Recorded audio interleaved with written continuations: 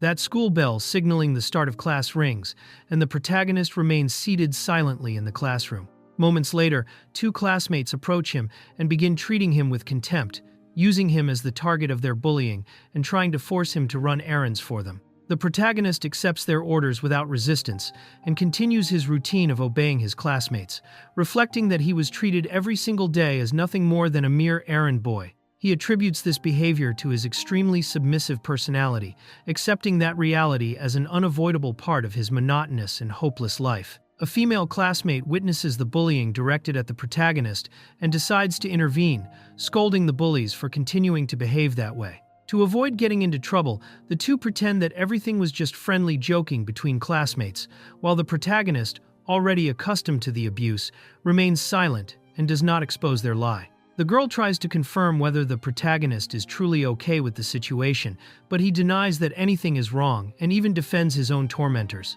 Unable to understand his extremely passive attitude, she walks away in frustration, while the bullies continue maintaining complete control over him. The protagonist reflects that bullying is not sustained solely by the aggressors, but also by the indifference and actions of the people around them. In his view, victims, bullies, supporters, and bystanders all end up playing different roles that allow this cycle to continue. Alone on the school's rooftop, the protagonist reflects on everything he has endured and concludes that the real problem is not himself, but the society surrounding him. Convinced that the world is unjust and corrupt, he begins to see reality through a much darker perspective. Driven to despair after enduring years of humiliation, the protagonist loses the will to continue living and decides to throw himself from the school building. As he falls, he reflects that he never believed he was the true problem, but rather the cruel world and the people who never noticed the suffering that pushed him to such an extreme. After throwing himself from the building, Hidaka Masamune's life comes to an end. However, instead of disappearing, he unexpectedly awakens inside a massive hall before a throne, completely confused, while the people surrounding him celebrate the success of a mysterious ritual that seemed to have brought him to that place. Hidaka discovers that he was not the only one summoned into that world. His entire class had been brought there as well. Standing before the king of the kingdom, the students are welcomed as heroes, while the monarch apologizes for summoning them so suddenly, leaving everyone confused as they struggle to understand why they had been transported to that place.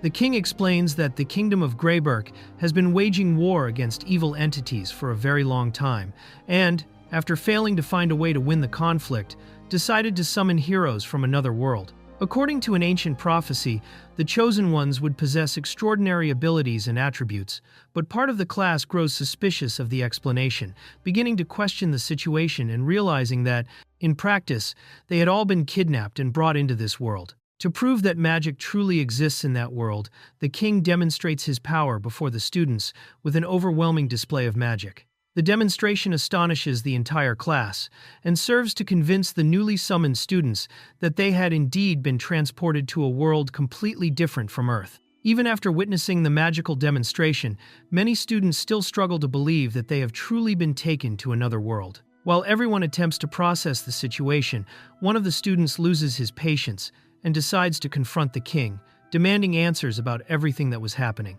One of the students reacts in anger and confronts the king, reminding him that they were nothing more than high school students and had absolutely no obligation to fight in an unfamiliar war.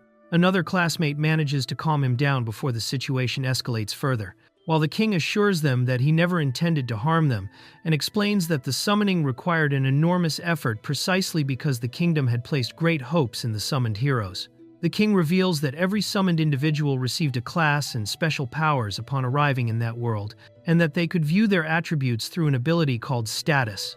After checking his abilities, one of the students discovers that he possesses the rare Sage class, regarded as one of the most powerful among all heroes, astonishing both his classmates and the people of the kingdom. As the students continue examining their own statuses, another student awakens the legendary hero class and reveals attributes and abilities far beyond anything considered normal. The discovery amazes the entire kingdom, which immediately begins seeing him as their greatest hope for winning the war, while the rest of the students are left speechless by the extraordinary power he received. After watching his classmates obtain powerful classes, Hidaka checks his own status and discovers that he has been chosen as a healer.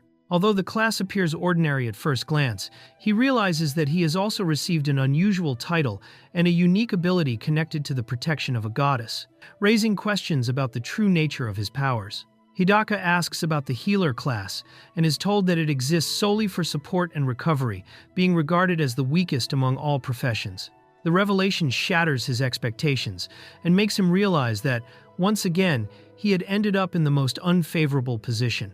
Upon discovering that Hidaka had received the weakest class, the class bully immediately begins mocking him in front of everyone once again. One of the students attempts to defend him and stop the humiliation, but the argument is interrupted when a mysterious elderly woman notices that Hidaka's status contains an unusual detail and decides to question him about the meaning of his title, Reincarnated. When questioned about the title Reincarnated, Hidaka reveals that he died after throwing himself from the school rooftop before awakening in this world. Upon hearing his explanation, the mysterious elderly woman seems to understand what had happened and decides to leave the matter for the time being, while everyone shifts their attention back to the continuing explanation about the summoning. Following the explanation about his reincarnation, Hidaka learns that all of the students will be sent to an academy where they will train to fight magical creatures.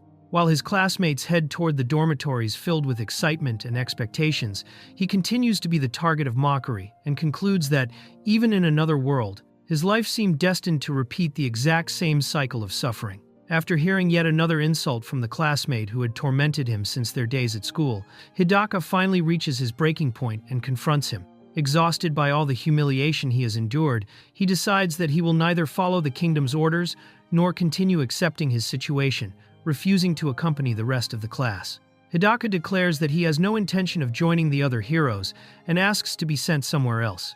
The priestess attempts to convince him that healers are separated by a security system designed to protect them and facilitate the rescue of frontline fighters, but he rejects her explanation outright, making it clear that he has absolutely no interest in taking part in that war.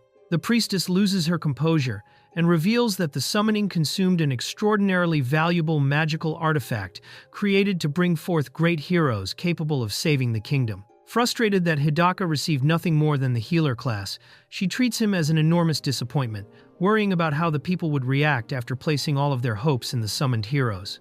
While Hidaka remains silent in the face of her accusations, the class bully seizes the opportunity to humiliate him once again. Consumed by frustration, the priestess blames him for the failure of the summoning ritual and, overcome with rage, sentences him to death, believing that he had squandered the kingdom's greatest hope. Faced with a death sentence, Hidaka is overwhelmed by an intense sense of rage and despair. Convinced that he is once again being persecuted unfairly, he swears that he will destroy the kingdom, while the priestess orders his execution without displaying the slightest trace of compassion.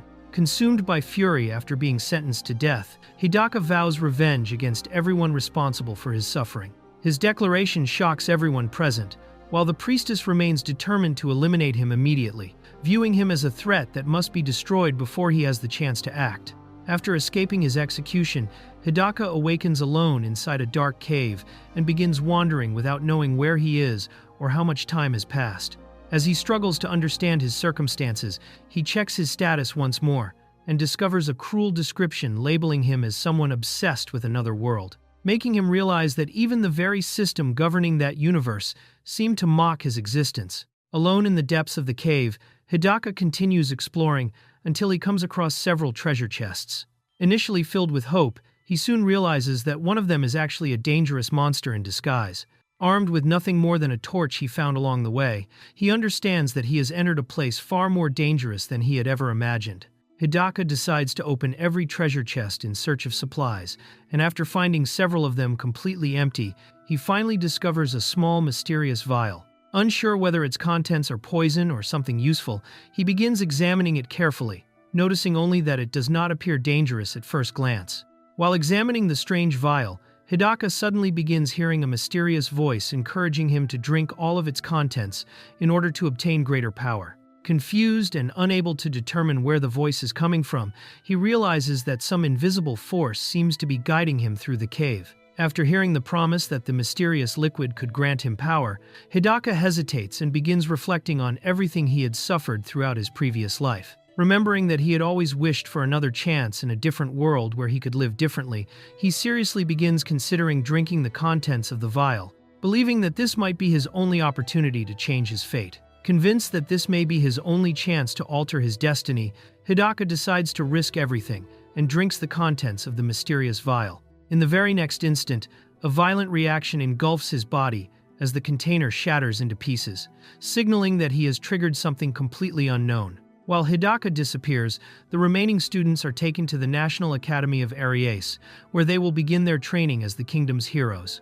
During the adjustment period, some of the students begin talking about the mysterious Aries, while others remember Hidaka with nothing but contempt, demonstrating that his absence has done little to change the way they viewed him. At the academy, several students discuss Hidaka's fate, and one of them condemns the jokes made at his expense, believing the situation to be far too serious to be treated as entertainment. The class bully, however, dismisses the students' concerns and ends the conversation aggressively, making it clear that he still feels absolutely no remorse for what had happened. Some of the students begin reflecting on what happened to Hidaka and question the responsibility of everyone who either participated in or remained silent during the bullying. Despite the accusations, others argue that it is already too late to change anything, accepting that Hidaka will never return and preferring to leave the past behind. After drinking the contents of the mysterious vial, Hidaka loses consciousness due to the overwhelming pain caused by the reaction inside his body. When he awakens some time later, he realizes that he is still alive and, despite the unbearable suffering, concludes that nothing appears to have changed, leaving him confused about the true effects of the strange potion. After regaining consciousness, Hidaka notices that his vision seems slightly sharper, but he cannot detect any significant changes caused by the mysterious potion. Without allowing himself to expect too much, he decides to continue exploring the chamber and discovers the final treasure chest that remains unopened, hoping that he will finally find something useful. As soon as he opens the final treasure chest, Hidaka is ambushed by a gigantic mimic that attempts to devour him in a single bite. Desperate, he narrowly escapes the attack, but the creature immediately begins chasing him, forcing him into a frantic struggle to survive. While desperately fleeing from the mimic, Hidaka is wounded during the relentless chase. With no other alternative available, he repeatedly casts healing magic on himself to close his own wounds while continuing to sprint through the dungeon's corridors, struggling to survive the creature's relentless pursuit. After escaping from the mimic, Hidaka realizes that his only means of staying alive is by continuously using healing magic on himself. While lamenting his inability to fight monsters directly, he notices an unexpected change in his status. The mysterious potion had awakened an advanced, unique skill, granting him a new power connected to the goddess and the god of vengeance. As he analyzes his newly acquired ability, Hidaka discovers that it is capable of reversing the effects of magic and attributes, transforming healing techniques into devastating offensive spells. After putting the ability to the test, his recovery spell is converted into an erosion attack, making him realize that he had finally found a way to fight and survive in that world. After fully understanding the true effect of his newfound ability, Hidaka decides to confront the mimic once again, instead of continuing to run away. Even though he is overwhelmed by fear, he chooses to risk his own life in order to take revenge on the creature that tore off his arm, believing that this would be the first step toward no longer being the weak person he had always been. Determined to test his new ability, Hidaka uses erosion magic against the mimic and manages to destroy the creature with a single attack. After winning his first battle in that world, he discovers that his divine ability also grants rewards for defeated enemies, making him realize that this strange power could become the key to both his survival and his growth. After defeating the mimic, Hidaka receives a tremendous amount of experience, levels up, and unlocks numerous rewards, including new abilities, an unlimited storage chest, and recovery items. Realizing the enormous potential of these rewards, he concludes that this reward system may be the key to becoming increasingly stronger and surviving in that hostile world. Hidaka continues receiving a succession of evolutions and discovers that even his spells are capable of leveling up. Within only a few moments, his healing techniques and support abilities are enhanced to their maximum level, while also unlocking new effects, making him realize that his growth in that world was far faster and more extraordinary than he had ever imagined. While Hidaka struggles to survive in the depths of the dungeon, the other heroes begin their training at Aries Academy. During a magic exercise, one of the students loses control of a spell and causes a massive explosion, earning a stern reprimand from the instructor, who tells him to improve his concentration before continuing the training. During the training session at the academy, the instructor explains that explosive magic possesses tremendous destructive power, but requires absolute mastery in order to be used without assistance. He reminds the students that learning to control such power is essential if they hope to confront demons in the future, emphasizing that this responsibility is part of every hero's duty. While some students show insecurity during the training, the instructor reinforces that simply possessing powerful abilities does not make someone a true hero. He explains that titles are nothing more than symbols, and that only those capable of mastering their own magic and overcoming hardships will truly be able to fulfill the role entrusted to them. Hidaka accepts the words of the mysterious power and drinks yet another vial, determined to continue strengthening his abilities no matter the cost. While exploring the dungeon, Hidaka discovers an abandoned pantry and finally secures a reliable source of food to continue surviving. After getting some rest, he decides to investigate another room and, upon entering, is greeted by a mysterious voice that seems to recognize his arrival and welcomes him in an unexpected manner. After wandering alone through the dungeon for a long time, the protagonist finds food and even tastes alcohol for the first time before entering a mysterious chamber. While exploring the area, the protagonist encounters an adventurer who had been living in complete isolation for 150 years. During their conversation, he learns that this place is unlike anything he has ever seen before, and gradually realizes that he is standing before someone incredibly ancient and mysterious. The protagonist meets Shan, the legendary Serpent King, who welcomes him warmly and decides to guide him on a new journey, marking the true beginning of his adventures in that world. Shortly after introducing themselves, Shan surprises the protagonist by launching into combat without any warning, recreating the very situation that led to his death on Earth in order to test his determination and strength. Shan reveals that the attack was part of a test designed to find an adventurer worthy of meeting his expectations. Upon witnessing the protagonist's reaction, he expresses genuine excitement at finally finding someone capable of capturing his interest after waiting for more than a century. After learning that the protagonist is a healer, Shan finds it difficult to understand how someone with such a class managed to survive alone for so long. Intrigued by his unusual abilities, he concludes that there is something highly unusual about the young man. In order to test the protagonist's true strength, Shan orders his familiar to unleash a powerful light spell against him. Even when faced with the sudden attack, the protagonist remains steadfast, proving that his abilities are far more extraordinary than they initially appeared. After receiving another battle reward, the protagonist uses his erosion magic against Shan, completely astonishing the former Serpent King by displaying a level of power far beyond what anyone would expect from an ordinary healer. The erosion spell strikes Shan by surprise and successfully wounds him, leaving the former Serpent King completely shocked by the protagonist's unexpected strength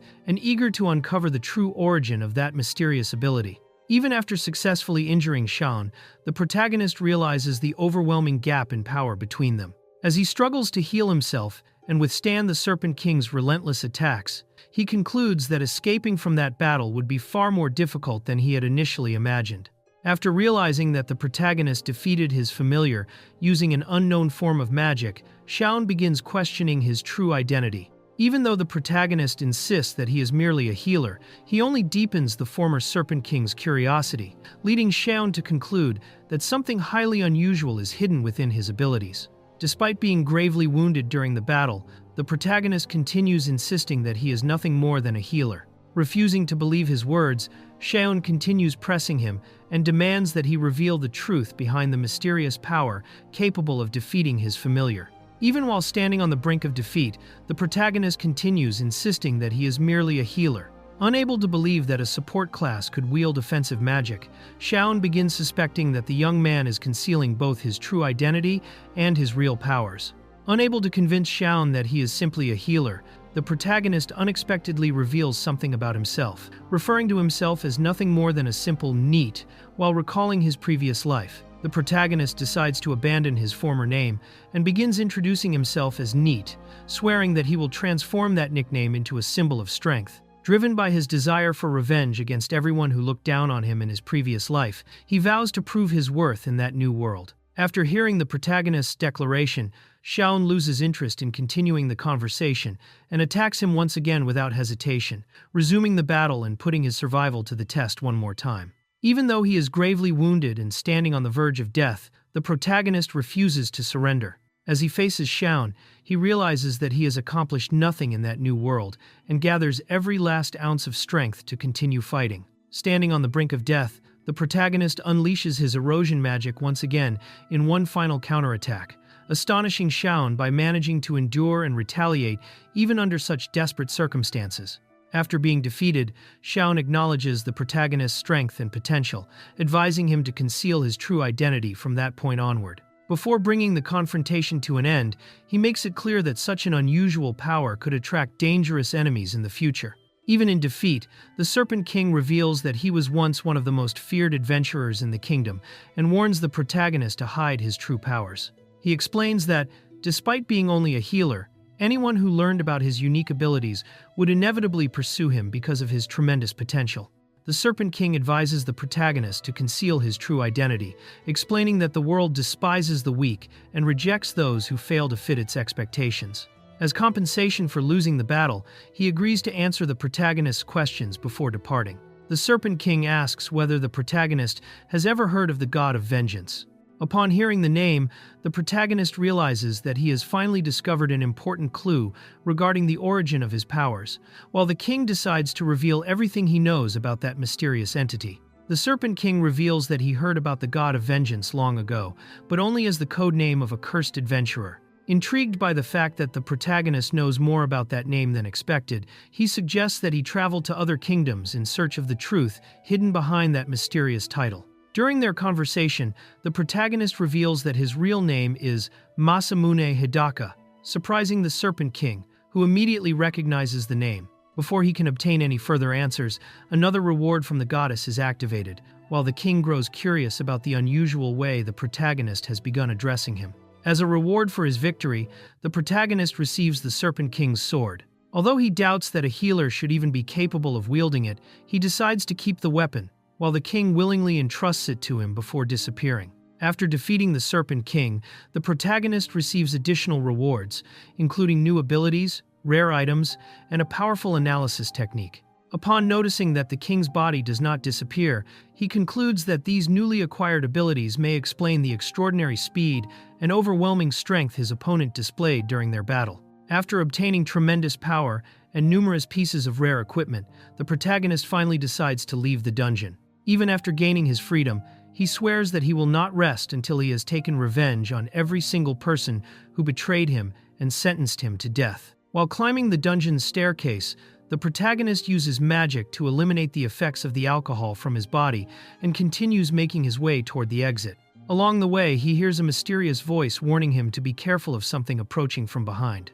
After leaving the dungeon, the protagonist realizes that he has been mysteriously teleported into a forest. Confused by the sudden change in location, he recognizes the strange sensation of teleportation and begins investigating what had actually happened. After escaping from the dungeon, the protagonist celebrates his freedom and finally decides to begin his true adventure in that new world. Before continuing his journey, however, he thanks the mysterious voice that guided him throughout his escape. Upon encountering a group of adventurers in the forest, the protagonist realizes that he has finally found other human beings. Before he has the opportunity to act, the newcomers also notice his presence, marking the beginning of their very first encounter. After being discovered by a mysterious swordsman, the protagonist is immediately mistaken for a threat and marked for elimination. While attempting to explain that he is not an enemy, he realizes that the stranger has already decided to attack him without giving him any opportunity to defend himself. When the swordsman charges forward to attack, the protagonist narrowly escapes at the very last moment and saves a young woman who is about to be struck by the blow. Upon realizing that he protected her, the group is left astonished and begins questioning whether the supposed enemy was truly a threat after all. Even while trying to prevent another confrontation, the protagonist asks the swordsman to lower his sword and points out the true danger lurking within the forest. Although no one understands how he managed to sense the hidden threat, the young woman decides to trust his warning, completely changing the course of the situation. The protagonist convinces the swordsman to stand down and promises that he has no intention of continuing the fight. Although they remain suspicious, the group accepts his word and temporarily ends the confrontation so they can discover what is truly happening. After bringing the conflict to an end, the protagonist decides to continue on his own path. However, before he can leave, The group calls him back to thank him and attempts to speak with him for the first time without any hostility. After introducing themselves, the mysterious swordsman invites the protagonist to travel with his group. Although he is suspicious of the offer, he realizes that this may be the best opportunity to learn more about this new world. After refusing the invitation and going on his way, the protagonist is caught by surprise when one of the adventurers unleashes a rain of fireballs at him, starting an unexpected new confrontation. Even while trying to avoid the fight, the protagonist is cornered when the adventurer releases a powerful storm of flames. Faced with the devastating attack, he realizes that the situation has completely spiraled out of control. The adventurer reveals that she only wanted to test the protagonist's strength and tries to discover his true class. Refusing to trust her, he declines to answer and keeps his identity hidden as the confrontation continues. Using the Eye of Truth, the protagonist reveals the swordswoman's true status and discovers that she is far more powerful than she appeared. Rather than feeling intimidated, he admits that he feels jealous of her strength and continues hiding his own class. When she realizes that the protagonist can use magic with ease, the swordswoman launches a powerful fire attack, determined to test his true strength and prove that he was no ordinary opponent. The protagonist applies his reversal ability to all of his spells and creates a new technique called Soul Break. Without knowing the full extent of its power, he decides to keep it ready and only test it during a real battle. Upon seeing the massive magical attack approaching, the protagonist realizes that this is the perfect opportunity to test his new ability. Without hesitation, he extends his hand and activates the Soul Break technique for the very first time. The protagonist's new technique completely destroys his opponent's magic circle, interrupting her spell and leaving her shocked when she realizes that her magic was nullified with extreme ease. When she realizes that the protagonist is about to retaliate, the girl desperately intervenes and begs him to spare her companion's life, admitting that he was in the wrong and asking for a second chance. Realizing that the two of them were protecting their companion, the protagonist gives up on attacking, laughs at the situation, and makes an ironic comment, leaving the entire group completely confused. After the confrontation, the group acknowledges the protagonist's strength and invites him to join their team, explaining that they needed a powerful companion and had been testing him from the very beginning. The mysterious swordswoman reveals that she belongs to a powerful organization and attempts to recruit the protagonist, promising any reward in exchange for his help, since they desperately needed someone with his level of strength. The protagonist refuses the offer, stating that they could not give him what he truly wanted. Even so, the group gives him a communication ring, asking him to think it over before making a final decision. The swordswoman reveals that her organization, Dragonheart, fights to eliminate corruption, but the protagonist refuses the invitation and simply accepts the communication ring before continuing on his own path. The protagonist discovers that the group will be heading off to investigate a kingdom where heroes were recently summoned, while also realizing that the mysterious spatial magic they used was something extremely rare. While talking with the group, the protagonist hides his true identity and introduces himself only as Neat, determined to keep his real name secret as he continues on his way. Nito finally reveals his true name. Shortly afterward, he is surrounded by a pack of wolves and, instead of panicking, becomes excited to encounter his first enemies since leaving the dungeon. Excited to finally find monsters, Nito decides to test his new power. Before attacking, he uses the Eye of Truth to analyze the pack's status and evaluate his enemies. After analyzing the monsters, Nito discovers that the wolves are only level 8. Considering them far weaker than he expected, he decides to defeat them quickly in order to gain experience and rewards. Nito is approached by a young knight who checks whether he is unharmed, while he only responds shyly, unable to understand why she suddenly appeared. Using the Eye of Truth, Nito analyzes the knight, discovers that she is far stronger than the wolves, and realizes that, despite having been saved, she seems intrigued by his indifferent reaction. Right after the battle, Nito meets a merchant named William and his bodyguard Keith, establishing a new connection as he continues his journey through the new world. During the journey, Nito finally introduces himself by his true name and gets to know Sierra better. The merchant then explains that she was escorting the caravan toward the city of Razhausen in exchange for a ride. During the trip, Nito apologizes for causing trouble, but the merchant reassures him and explains that escorts are indispensable for anyone transporting goods. As they talk, he mentions that he was impressed to see one of the legendary Knights of the White King act in person, while Sierra downplays the incident and leaves Nito visibly embarrassed by her compliments. During the journey, Nito asks about the Knights of the White King, and William explains that they form the elite unit directly subordinate to the King of Razhausen, a kingdom ruled by the same royal family for generations. Despite the Order's fame, he reveals that its members almost never appear in public, creating countless doubts and rumors about what they truly do. As the conversation continues, William remarks that finding a member of the Knights of the White King in such a distant place was almost a miracle. Sierra responds humbly to the merchant's words, but he insists that her reputation is known by many people. Watching the young knight smile, Nito cannot help feeling that she resembles the typical heroine of that new world, admired both for her strength and her fame. William explains that he was one of the best-known merchants across several countries because he dealt in rare and valuable items, which was why he always needed to travel under escort. Both Sierra and Nito thank him for the praise they receive, showing humility in the face of his recognition. Then, curious about the strange traveler, William asks what Nito was doing in that region, and he simply answers that he intended to go on a small adventure before continuing on his way. During the journey toward the capital, Nito confirms that he intended to visit the Adventurers Guild, imagining that it would be the ideal starting point for beginning his new life in that world. Sierra offers to guide him there once they arrive in Razhausen, but soon afterward, she asks an unexpected question about his class, leaving Nito immediately surprised and worried about how he should answer. When asked about his class, Nito remembers the advice to hide his true identity and decides not to reveal that he is a healer. While thinking about inventing another profession, he concludes that Sierra would hardly believe such a simple lie. When the conversation shifts to forming adventurer parties, he replies that he intended to join a team if he found a suitable one, keeping his true class and powers hidden.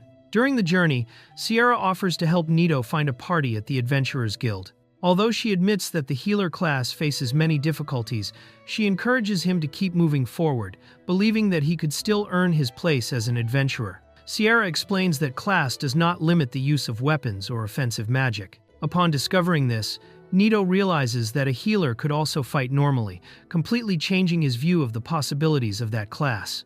Nito asks whether a healer could use offensive spells, but learns that this type of magic is normally exclusive to sorcerers. Even so, he begins considering using his attribute enhancement ability to overcome that limitation and create a different way of fighting. Sierra explains that attribute enhancement magic is different from ordinary elemental magic and can be applied directly to weapons.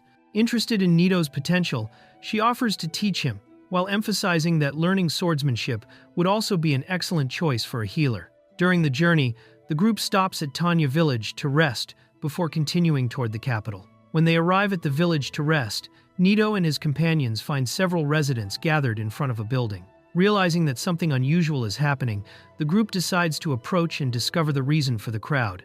The villagers reveal that the village had been attacked by bandits shortly before the group's arrival. During the attack, all the women in the village were kidnapped, leaving the residents desperate and unable to receive visitors.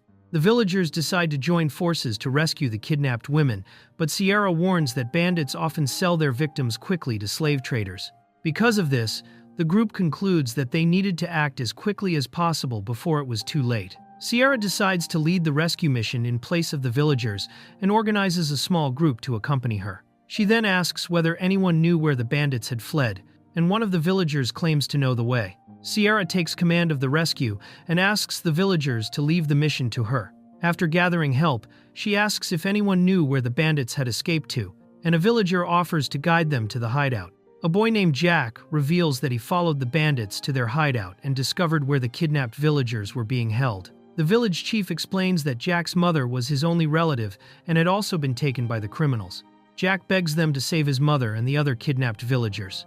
Accepting his help, Sierra allows the boy to guide the group to the bandits' hideout, and they quickly arrive at the enemy camp. The group organizes a plan to invade the bandits' camp. While Sierra and Keith would eliminate the guards outside, Nito is ordered to remain hidden and wait for the signal to act. Before the invasion, Sierra asks Nito to simply provide support to the group, since she believed healers were not suited for combat. Without revealing his true strength, Nito decides to follow the plan and observe the abilities of the Knights of the White King. While the group waited in the village, William remained confident that Sierra and the others would be able to rescue the hostages, believing in their strength even in the face of danger. Sierra easily defeats the bandits who were keeping the villagers imprisoned, impressing Nito with her strength and bringing the battle to a quick end. After freeing the villagers, the group decides to return to the village. Despite the victory, Nito finds the mission suspiciously easy, and Sierra remains on guard, suspecting that a hidden threat may still exist. While escorting the villagers back, a group of criminals appears to stop their escape. Sierra immediately realizes that the true confrontation was still far from over. Nito realizes that the attack on the villagers had been a planned trap. Meanwhile, Sierra identifies the criminals' leader as Oliver Joe, a former knight from the capital who now commands a dangerous group of bandits. Sierra recalls that Oliver had massacred his own men and burned down a city before disappearing. Now the leader of a bandit group, he shows no remorse for the past, leaving Sierra intrigued by the reasons behind his change. Oliver reveals his contempt for kings and authorities, claiming that he only followed orders in the past. Sierra tries to defend the kingdom, but he counters by saying that people who blindly follow power end up repeating the same cruelties. After provoking Sierra, Oliver orders his men to kill everyone present. To protect the villagers, Sierra tells Nito to flee with them while she stays behind to face the enemies. Sierra faces the bandits alone and unleashes a powerful ice storm, striking several enemies at once and stopping their advance. While Sierra was facing Oliver, one of the bandits tried to attack the villagers from behind. Nito noticed the danger and acted quickly to stop the attack, protecting the civilians before it was too late. While protecting the villagers, Sierra easily defeats another bandit. Nito watches her combat skills in awe, while the survivors ask her to stay focused on the battle. Oliver captures Jack and uses him as a hostage to provoke the villagers and destabilize Sierra, accusing the group of abandoning the boy during their escape. Oliver continues using Jack as a hostage and assaults him to pressure Sierra. Faced with the boy's despair, she demands his release while trying to find a way to save him without putting his life at risk. As Oliver threatened to kill Jack, Sierra falls into despair, unable to act. Realizing the situation, Nito decides to intervene before the boy can be executed. Nito surprises Oliver with a sudden attack from behind, wounding him and forcing him to release Jack. The unexpected intervention changes the course of the battle and saves the boy at the very last moment. After saving Jack, Nito calmly returns to the group. While the villagers and Sierra are still trying to understand what happened, they decide to resume the escort and return to the village. After returning safely, Sierra confronts Nito and demands an explanation for how he managed to save Jack. She questions his speed, the knife used in the attack, and reminds him that he is supposed to be only a healer, beginning to suspect that Nito is hiding far greater power than he lets on. Sierra insists on discovering the truth and demands to see Nito's status, suspicious that he is hiding his true strength. Nito tries to dodge the subject and convinces the group to return to the village first, but she makes it clear that she will not give up on interrogating him. Meanwhile, Nito praises Keith's combat ability, attempting to draw attention away from his own capabilities. Keith recognizes Nito's skill and suggests that he is much stronger than he appears. As he watches Jack reunite with his mother, Nito begins questioning whether hiding his true power is still the best decision, remembering that if he had not acted, the boy would have lost his life. After defeating the bandits and freeing the hostages, the villagers celebrate the return of their families. As everyone reunites, Nito notices a hooded young woman isolated from the rest of the village and finds her silent behavior strange, awakening his curiosity about who she truly is. The villagers explain that the mysterious hooded girl does not belong to the village and that she was already imprisoned when the bandits arrived. Since she remained silent the entire time, no one knows where she came from or why she was captured. Upon hearing this, Sierra concludes that the girl was probably only frightened and decides to take her with them to protect her. Sierra decides to take the mysterious girl to the capital to try to discover her origin and help her return home. When he realizes that she has nowhere to go, Nito offers to accompany her if she needs help, showing concern for the stranger. While Sierra tried to reassure the hooded girl, Nito also offered to help her if necessary. The unexpected closeness made Sierra show a faint trace of jealousy, but the girl, for the first time, reacted and discreetly pulled Nito closer, indicating that she was beginning to trust him. Sierra decides to leave the girl in Nito's care, and, to his surprise, the young woman finally breaks her silence. She reveals that she did not like Sierra, says that she only trusts Nito, and shows that she had been capable of speaking the entire time, leaving the protagonist intrigued by her behavior. The mysterious girl finally reveals her name, Toatrika. Upon hearing her introduction, Nito is completely surprised by the unexpected revelation, realizing that she was beginning to trust him. As the girl begins introducing herself as Toa, Nito finally decides to reveal his true name to her, not wanting to continue lying. Upon hearing his introduction, Toa continues silently observing the protagonist, showing an unexpected interest in him.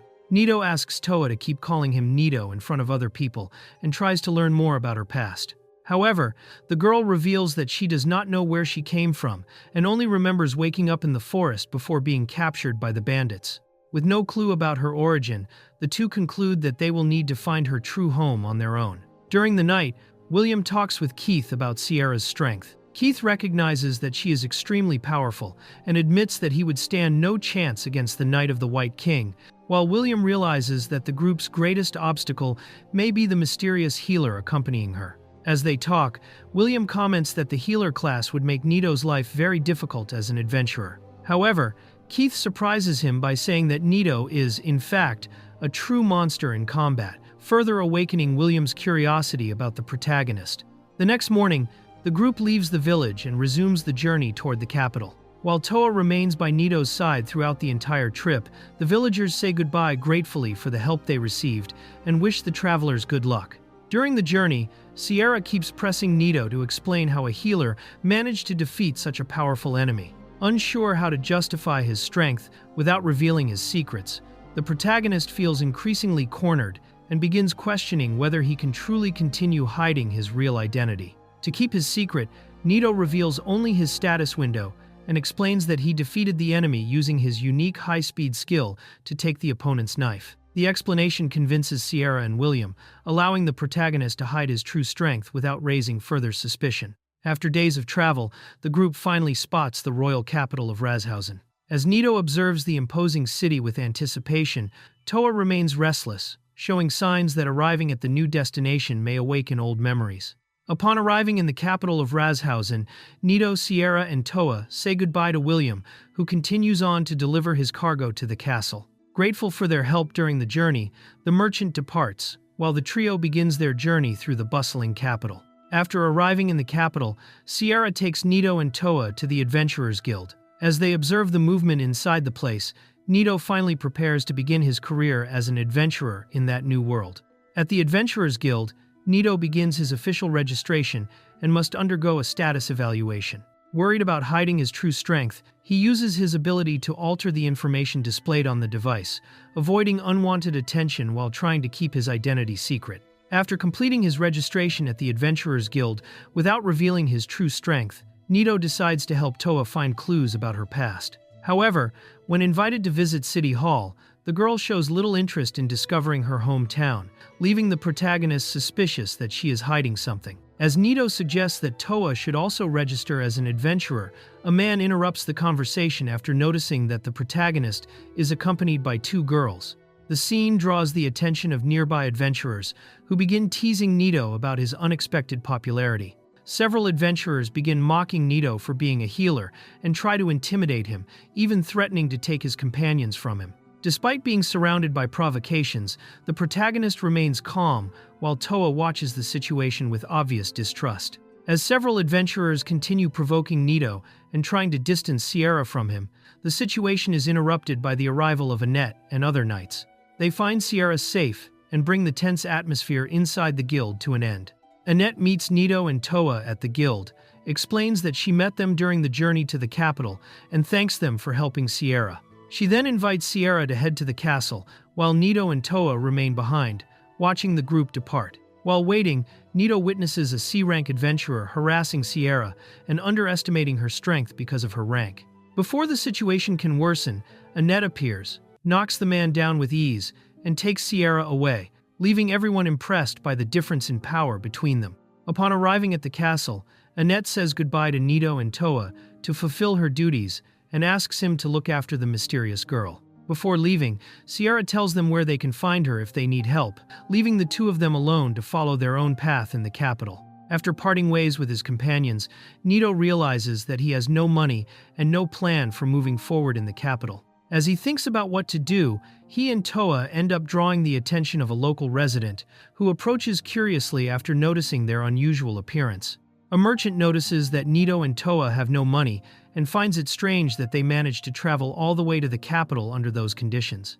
After noticing that their clothes are worn out, she offers to exchange their garments for new outfits, while also showing willingness to help Toa as well. The merchant decides to accept the clothing exchange and notices that Nito's uniform is made from high-quality fabric.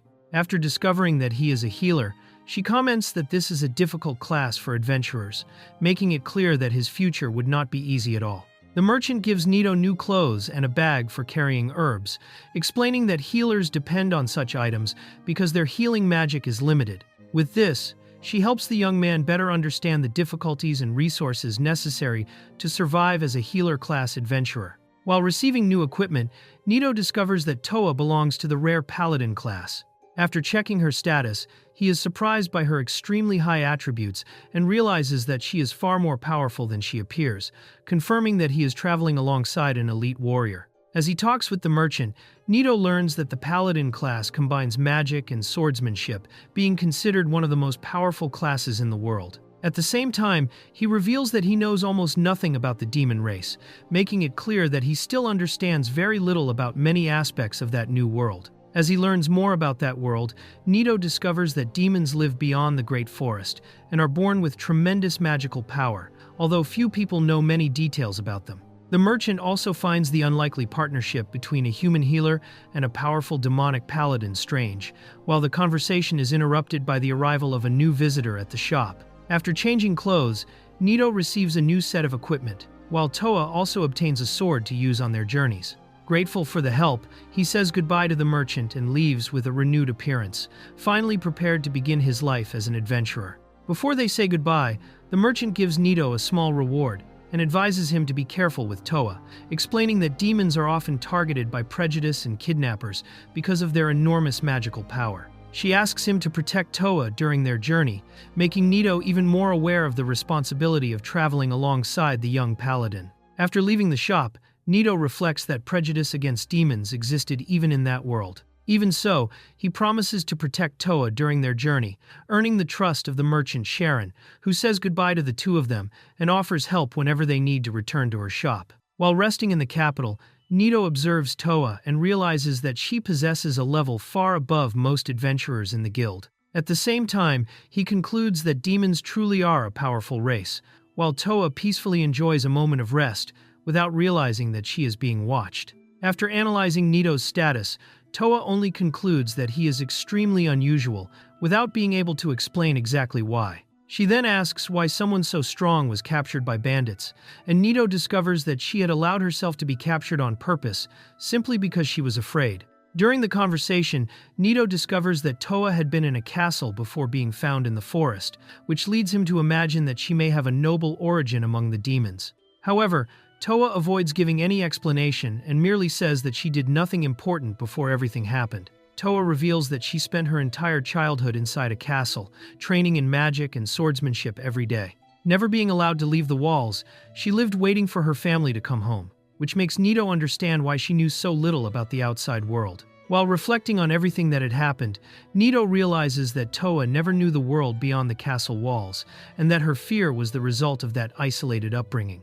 Comparing her to himself, he concludes that both of them were discovering that new world for the first time, only through different paths. Nito defeats several monsters in the forest using his speed and magic, managing to gather enough materials to pay for lodging at the inn. With the hunt complete, he continues traveling alongside Toa in search of resources to begin his life as an adventurer. While analyzing the defeated monsters, Toa explains that ordinary creatures leave their bodies behind after dying, unlike dungeon monsters, which disappear. She also reveals that Momono are intelligent beings, capable of speaking the human language, making Nito realize that the enemy he had faced earlier belonged to a completely different race from ordinary monsters. Upon returning to the guild, Nito turns in the 10 goblin fangs as proof that the mission has been completed. After confirming the quantity, the receptionist approves the reward and prepares to hand over the payment for the completed job. After finishing the mission, Nito and Toa decide to look for an inn to rest. While searching for a place to spend the night, a staff member helps them by recommending an available lodging. Soon afterward, an elegant man approaches Toa, shows great interest in her, and asks to know her name, drawing the pair's attention. The man discovers that Nito had only just become an adventurer and realizes that he is still a beginner. After hearing that his first mission was eliminating goblins, he shows surprise at the achievement and concludes that Nito still does not know his reputation, implying that he is someone quite famous among adventurers. Even after explaining that he had only just started as an adventurer and that low-level missions paid very little money, Nito tries to end the conversation and continue on his way with Toa. However, the man keeps insisting on speaking with the young woman, completely ignoring Nito and showing that he did not intend to give up so easily. As the man continues trying to convince Toa to accompany him, he boasts that he is strong enough to hunt creatures far more dangerous than goblins and looks down on Nito for being nothing more than a novice healer. At the same time, other adventurers comment that the man's arrogant behavior would likely cause his career to fail before it even truly began. While the man continues trying to convince Toa to go with him by offering her a better life, Nito realizes that his intentions are suspicious and decides not to waste any more time on the situation. Without showing any interest in arguing, he calls Toa to leave, while the young woman remains silent. When the man continues bothering Toa, she loses her patience and unleashes powerful lightning magic, electrocuting him in front of everyone inside the guild. The adventurer instantly collapses, leaving those present completely shocked by the young woman's strength. Paying no attention to what happened, Toa simply turns to leave, and Nito follows her, holding her hand as the two leave the unconscious man behind. After leaving the guild, Toa walks away in silence. Nito runs after her, manages to make her stop, and tries to understand why she was so shaken. Nito asks why Toa did not respond to the man's provocations, since she was strong enough to face him. She explains that precisely because she had such power, she chose to ignore him, believing that arguing would only create unnecessary trouble. Toa loses her composure and scolds Nito for accepting the insults in silence. Outraged, she asks why he was not bothered by being humiliated, while Nito admits that it really did bother him, leaving the young woman even more indignant with his attitude.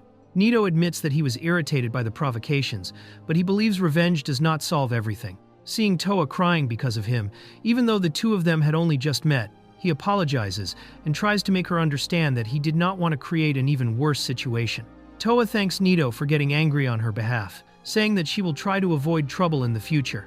Nito explains that he will also try not to get irritated so easily, and the two end up agreeing to handle situations like that better from then on, while Toa still lightly teases him by saying that he became too nice because of her. Toa reflects on how she had never been saved by anyone before and feels happy about the connection she has created with Nito. Meanwhile, Nito decides to change his way of thinking, feeling that for the first time he understands what it means to be saved by someone and now has another reason to keep moving forward.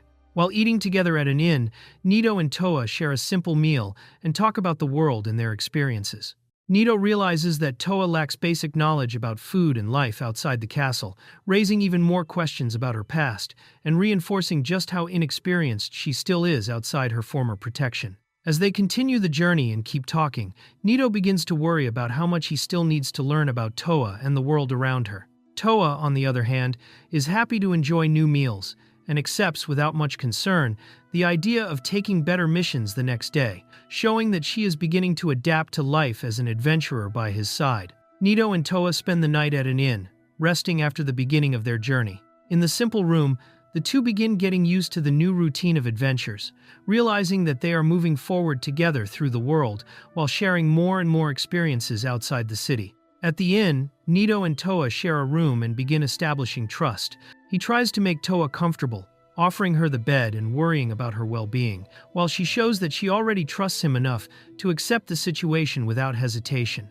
Little by little, the two grow closer and create a more natural dynamic as traveling companions.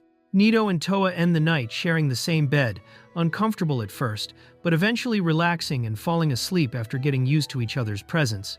Nito cannot sleep, clearly nervous about sharing the bed with Toa. She notices and tries to start a conversation, asking whether he is already asleep. Still awake and completely awkward, he answers that he is not.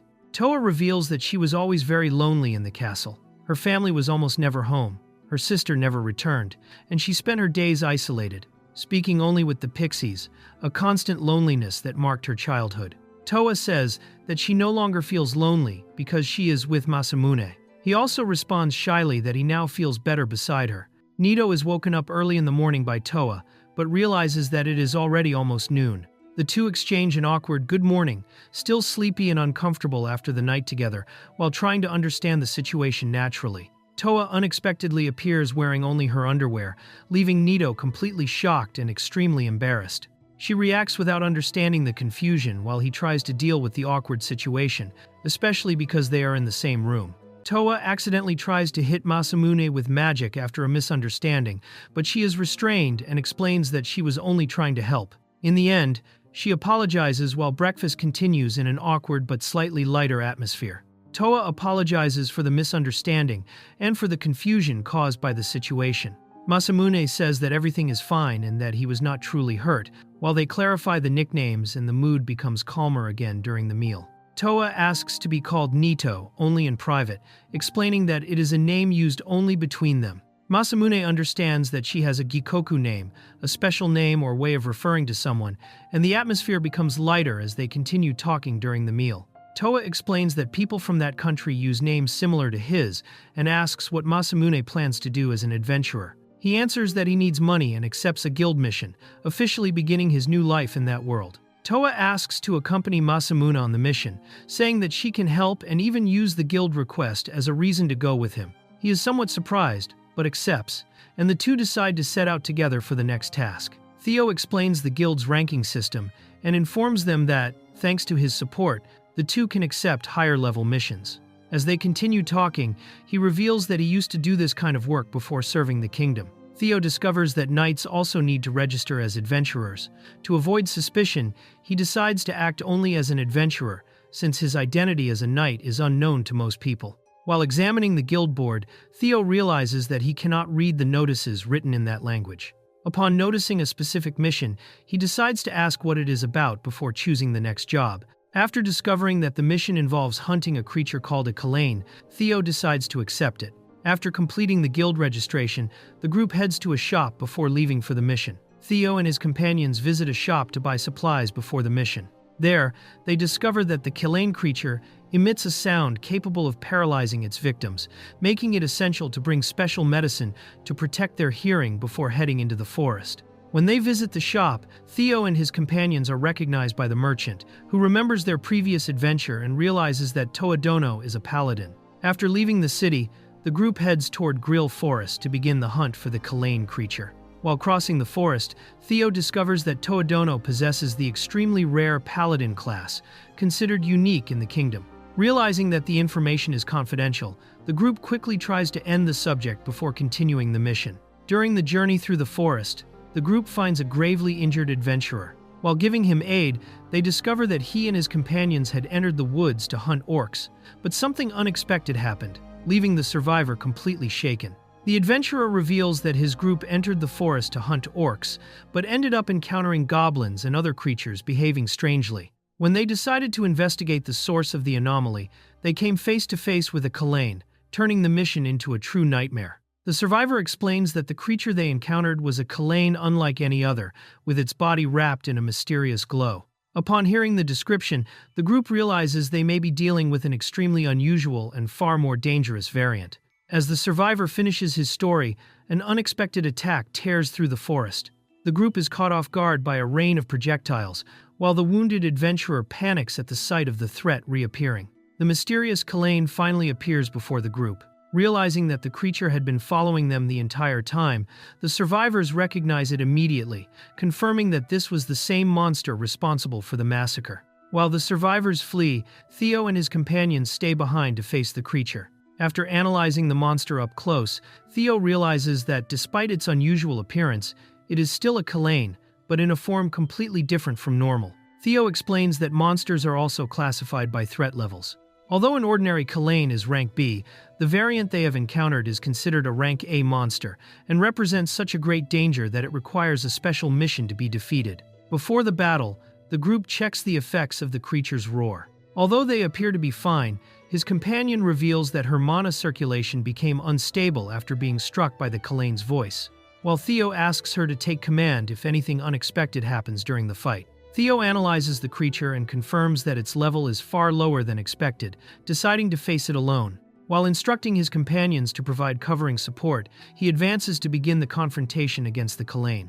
Toa takes the initiative and casts a powerful ice spell, creating an enormous ice sword before charging forward at high speed to confront the Kalain head-on. Toa tests the Kalain's durability with a direct strike, but realizes that the creature's hide is incredibly tough and capable of blocking physical attacks, revealing that defeating it would be far more difficult than they had imagined. After realizing that physical attacks are not enough, Toa changes her strategy and unleashes a powerful lightning spell, attempting to exploit the Kalain's weakness with an elemental attack. When he realizes that the magic has no effect, Theo concludes that the source of the Kalain's power lies in its horns. The group changes its strategy and decides to destroy them first, while the creature prepares to counterattack. As the group attempts to carry out the new plan, the Kalain fires an enormous beam of light that tears through the forest, forcing everyone to react immediately in the face of the devastating attack. Faced with the Kalain's overwhelming beam of light, Toa creates two magical barriers simultaneously and successfully blocks the attack. While she holds back the creature's assault, Theo observes the situation and looks for an opportunity to put the plan into action. Even after enduring the group's attacks, the Kalain remains completely unharmed. Theo concludes that its invulnerability depends on a special mechanism linked to magic and begins searching for a way to neutralize that ability before continuing the battle. Theo notices that the Kalain's protection briefly opens immediately after it fires its beam of light. To take advantage of that instant, he decides to use Toa as bait to provoke the creature's next attack, promising to defeat it quickly as soon as the opportunity appears. Theo approaches the Kalain and activates an ability capable of striking directly at the creature's soul while bypassing its defenses. By doing so, he attempts to destroy the source of its invulnerability and clear the way to defeat the monster once and for all. After being struck by Theo's ability, the Kalain responds with a deafening roar, and its energy begins spiraling out of control. The creature shows signs that its defenses have finally been shaken, indicating that the attack was effective. Theo reveals that he succeeded in destroying the Kalain's horns, eliminating the barrier that had been nullifying the group's attacks. He then asks to face the creature alone, and requests that his companions keep everything they witnessed about his true powers a secret. After the battle, the incident is quickly reported to the kingdom's authorities. During the report, those in charge reveal that they discovered a Kalain surrounded by mysterious particles of light within Grill Forest, and begin an investigation to determine the origin of the anomaly. The report reveals that 4 adventurers encountered the strange Kalain in Grill Forest. While the survivors receive treatment at the hospital, the authorities identify that the group responsible for confronting the creature consisted of 1 man and 2 women, including a silver-haired swordswoman, and order that they be located. While Theo is battling the Kalain, the news reaches the commander of the Knights of the White King. Upon learning that Sierra was involved in a battle against a rare Rank A Kalain, he decides to act immediately, while she herself grows increasingly concerned about the unfolding events. While confronting the Kalain, Theo recalls an ability he obtained 2 days earlier after analyzing the powers of Oliver, a fire magic user. Realizing that he cannot directly wield elemental magic, he begins evaluating which copied abilities might give him an advantage against the creature. Theo remembers an envelope that he found 2 days earlier while investigating Oliver's house. After reading its contents, he discovers important information that may help him deal with the Kalain during the battle. Upon reading the letter found inside Oliver's house, Theo discovers that the knight had lost his wife after she was murdered by a thief. Consumed by despair and humiliated by his comrades, Oliver eventually became involved in a plot connected to the assassination of the king. After analyzing the abilities he obtained from Oliver, Theo unlocks a powerful fire spell born from the resentment of its former owner. Although he still does not fully understand its origin, he realizes that this technique may be the key to defeating the Kalain. While studying the ability inherited from Oliver, Theo imagines reversing its nature using a special power. The attempt succeeds, transforming the spell into a completely new technique that may prove far more effective against the Kalain. Theo successfully reverses Oliver's magic completely, transforming the original technique into a new ability called Goddess's Tears of Blood. With this newfound power, he believes he has finally obtained the weapon necessary to defeat the Kalain. After activating his new ability, Theo notices a strange change occurring within his own body and feels an unfamiliar power taking hold of him. At the same time, the Kalain begins suffering the effects of the technique, indicating that the new spell is finally working.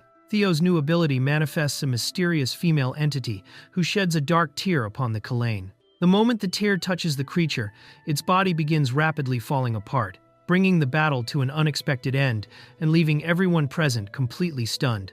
Theo's ability continues, consuming the Kalane, causing its body to dissolve into a black mass until it disappears entirely. The mysterious entity smiles before vanishing, leaving behind nothing but a pool of dark liquid as the group watches in astonishment at the end of the mighty creature. After defeating the Kalane, Theo notices that the strange sensation caused by his ability disappears completely. While the group confirms that the battle has finally ended, another unexpected event immediately captures everyone's attention. Realizing that someone is approaching, Theo decides to leave the area before his identity can be discovered.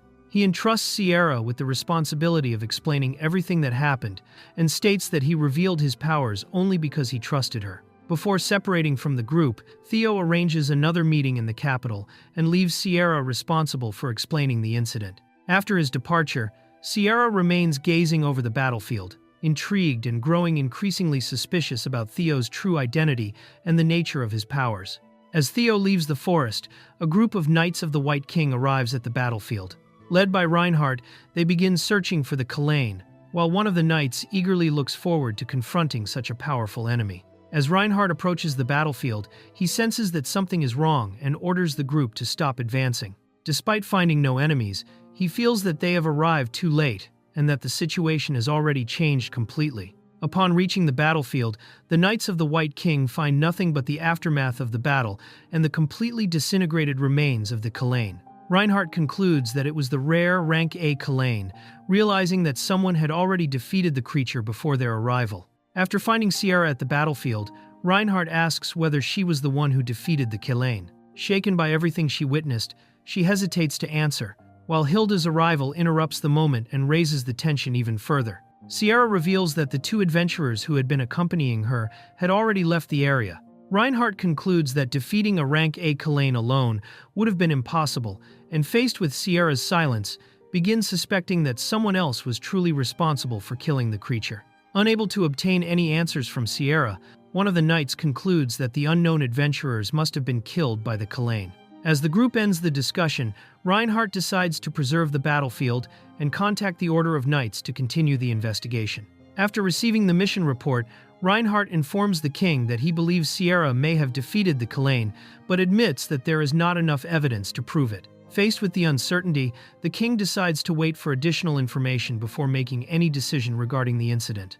As the investigation continues, Daniel questions Reinhardt about the outcome of the mission and asks who truly defeated the Kalane. Without any concrete answers, Reinhardt merely confirms that the case is still under investigation and that the identity of the true individual responsible remains unknown. Reinhardt admits that he still does not know who defeated the Kalane and advises Daniel to wait until the investigation is completed. He explains that Sierra was present at the scene and that the creature's remains are being examined, stating that all the answers will become clear once the investigation concludes.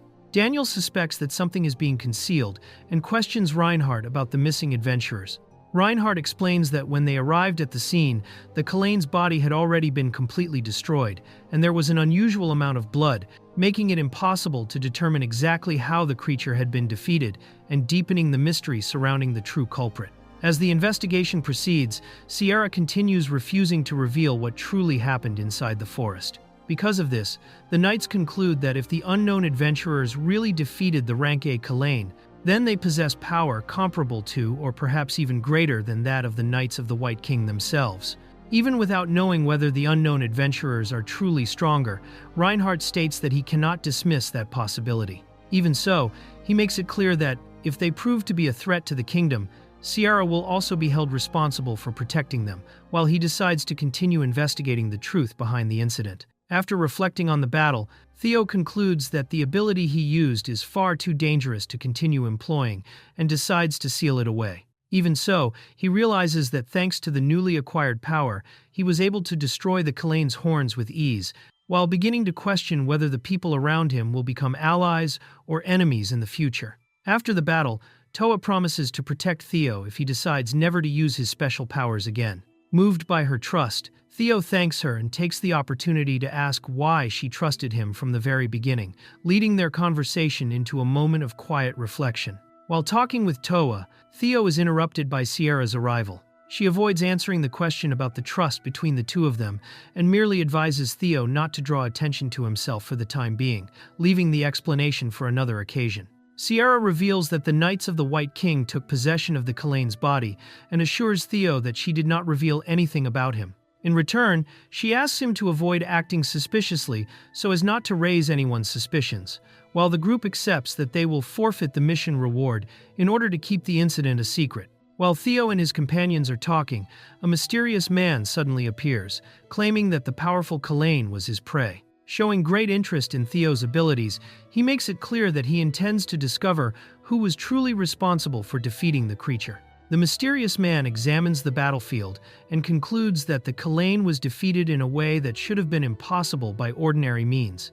After noticing that its horns had been destroyed and that there are unmistakable traces of magic, he realizes that someone discovered an unusual method for eliminating the powerful creature. The mysterious man concludes that destroying the horns and defeating a rank A Kalane should have been virtually impossible. As he observes Theo and his group, he begins viewing them as extremely dangerous individuals, deciding that he cannot ignore someone capable of eliminating such a powerful creature so effortlessly. The mysterious man concludes that Theo and his companions are allies of Sierra and decides to begin pursuing them. Sierra attempts to defend them, insisting that they are not enemies, but he makes it clear that he will be the one to decide that. While reflecting on the recent events, Reinhardt senses an immensely powerful magical presence coming from the city. Upon recognizing Raid's magical aura, he concludes that something important is happening and immediately shifts his attention toward the new incident. Faced with the mysterious man, Toa takes responsibility for the Kalane's defeat in order to protect Theo. Although surprised by her attitude, he remains silent while she claims to have been the one responsible for eliminating the creature. The mysterious man does not believe Toa's statement and realizes that she is lying to protect someone. After sensing powerful magical energy coming from Theo, he immediately shifts his focus to the protagonist and moves to attack him. The mysterious man advances to attack Theo, but Toa steps into his path and blocks the blow. As she faces the enemy head-on, she orders Theo to stay away in order to protect him from the confrontation. Toa engages in an intense duel against the mysterious man, but ends up being pressured by the speed and strength of her opponent's strikes. Even at a disadvantage, she continues fighting to prevent him from reaching Theo. The mysterious man activates a powerful armor of fire to increase his strength and shows interest in Toa's abilities. Realizing that the fight was not progressing, she decides to abandon direct combat and prepare a new strategy. As the second confrontation begins, the mysterious man releases his magic and charges toward Toa at high speed. Without being intimidated, she moves to face him once again, while Theo realizes that this battle would be far more difficult than the previous one. Toa faces the mysterious man in an intense clash of blows, but her blunt sword begins losing its advantage against the opponent's enormous scythe. Even under pressure, she continues fighting to keep him from getting close to Theo. Pressed by her opponent, Toa begins fighting with all her strength, but still refuses to use her special powers. Noticing this, the mysterious man intensifies his attacks and tries to force her to reveal her true ability in order to end the battle once and for all. Just as the mysterious man is about to defeat Toa, Reinhardt intervenes and blocks the blow with his spear. His arrival interrupts the battle, surprising both the opponent and Theo's companions. Reinhardt scolds the mysterious man for attacking without reason and stops the confrontation. While Theo uses his healing magic to treat Toa's wounds, the group realizes with relief that she suffered no permanent damage. As Theo explains that he avoided using his magic so he would not endanger everyone around him, the mysterious man tries to convince Reinhardt that Toa was the one who defeated the Kalane. Even while maintaining the story, Toa remains silent, sustaining the lie to protect Theo. Reinhardt defends Toa, stating that defeating a monster does not make her an enemy. Then, the mysterious man turns his attention back to Theo, and upon discovering that he is merely a healer, loses interest, and concludes that he poses no threat. While Raid looks down on Theo for being only a healer, Reinhardt finds it strange that he cannot feel any power coming from the young man. In silence, Theo observes the situation, while Raid remains convinced that he is nothing more than an ordinary adventurer. Even without proof against Theo, Raid decides to attack him because he considers him a potential threat to the kingdom. Ignoring Reinhardt's protests, he advances with his scythe to eliminate the young man before he can become even more powerful. Raid launches a powerful attack against Theo, destroying part of the surrounding area. When the dust settles, Everyone is shocked to see that Theo is completely unharmed, revealing that he endured the direct strike, and making Reinhardt realize that the young man is hiding far greater power than he appears to have. After withstanding Raid's attack, Theo indirectly reveals that he was the true person responsible for defeating the Kalain. Reinhardt prevents him from being treated as an enemy, while realizing that, at the instant of the attack, Theo still managed to protect his companions by moving them to a safe place, confirming the enormous power he was hiding. After the misunderstanding is cleared up, Reinhardt lowers his weapon and apologizes for judging Theo too hastily. Then, Theo confirms that he was the one who defeated the Kalain and asks whether Reinhardt had already realized it from the beginning, surprising the leader of the Knights. Reinhardt explains that people with magical power far above normal can become impossible for other magic users to detect. After realizing that neither he nor Raid could sense Theo's energy, he concludes that Theo's power is extraordinary and apologizes for the attack, taking responsibility for his companion's actions. Theo explains that he only wants to live as an ordinary adventurer, accepting missions and receiving rewards without drawing attention. Understanding his wish, Reinhardt promises to keep his identity secret, officially record Sierra as the person responsible for defeating the Kalain, and ensure that she receives the full reward for the mission. After resolving the incident, Reinhardt says goodbye to Theo, apologizes once again for what happened, and promises to respect his secret. With the conflict finally over, Theo looks over the battlefield and feels relieved that he managed to protect his companions and overcome yet another challenge. After the confrontation, Theo realizes that he underestimated his own strength and ended up causing far more destruction than he expected. As he looks at the enormous crater left by the impact, he humorously begins to worry about whether he would have to pay for the damage caused. While the King's Knights analyze the remains of the battle, Daniel reveals that the defeated Kalain had an extremely unusual characteristic. Its body was hollow inside. Since the creature had been almost completely destroyed, the team had to reconstruct part of the corpse in order to examine it, deepening the mystery surrounding its true nature.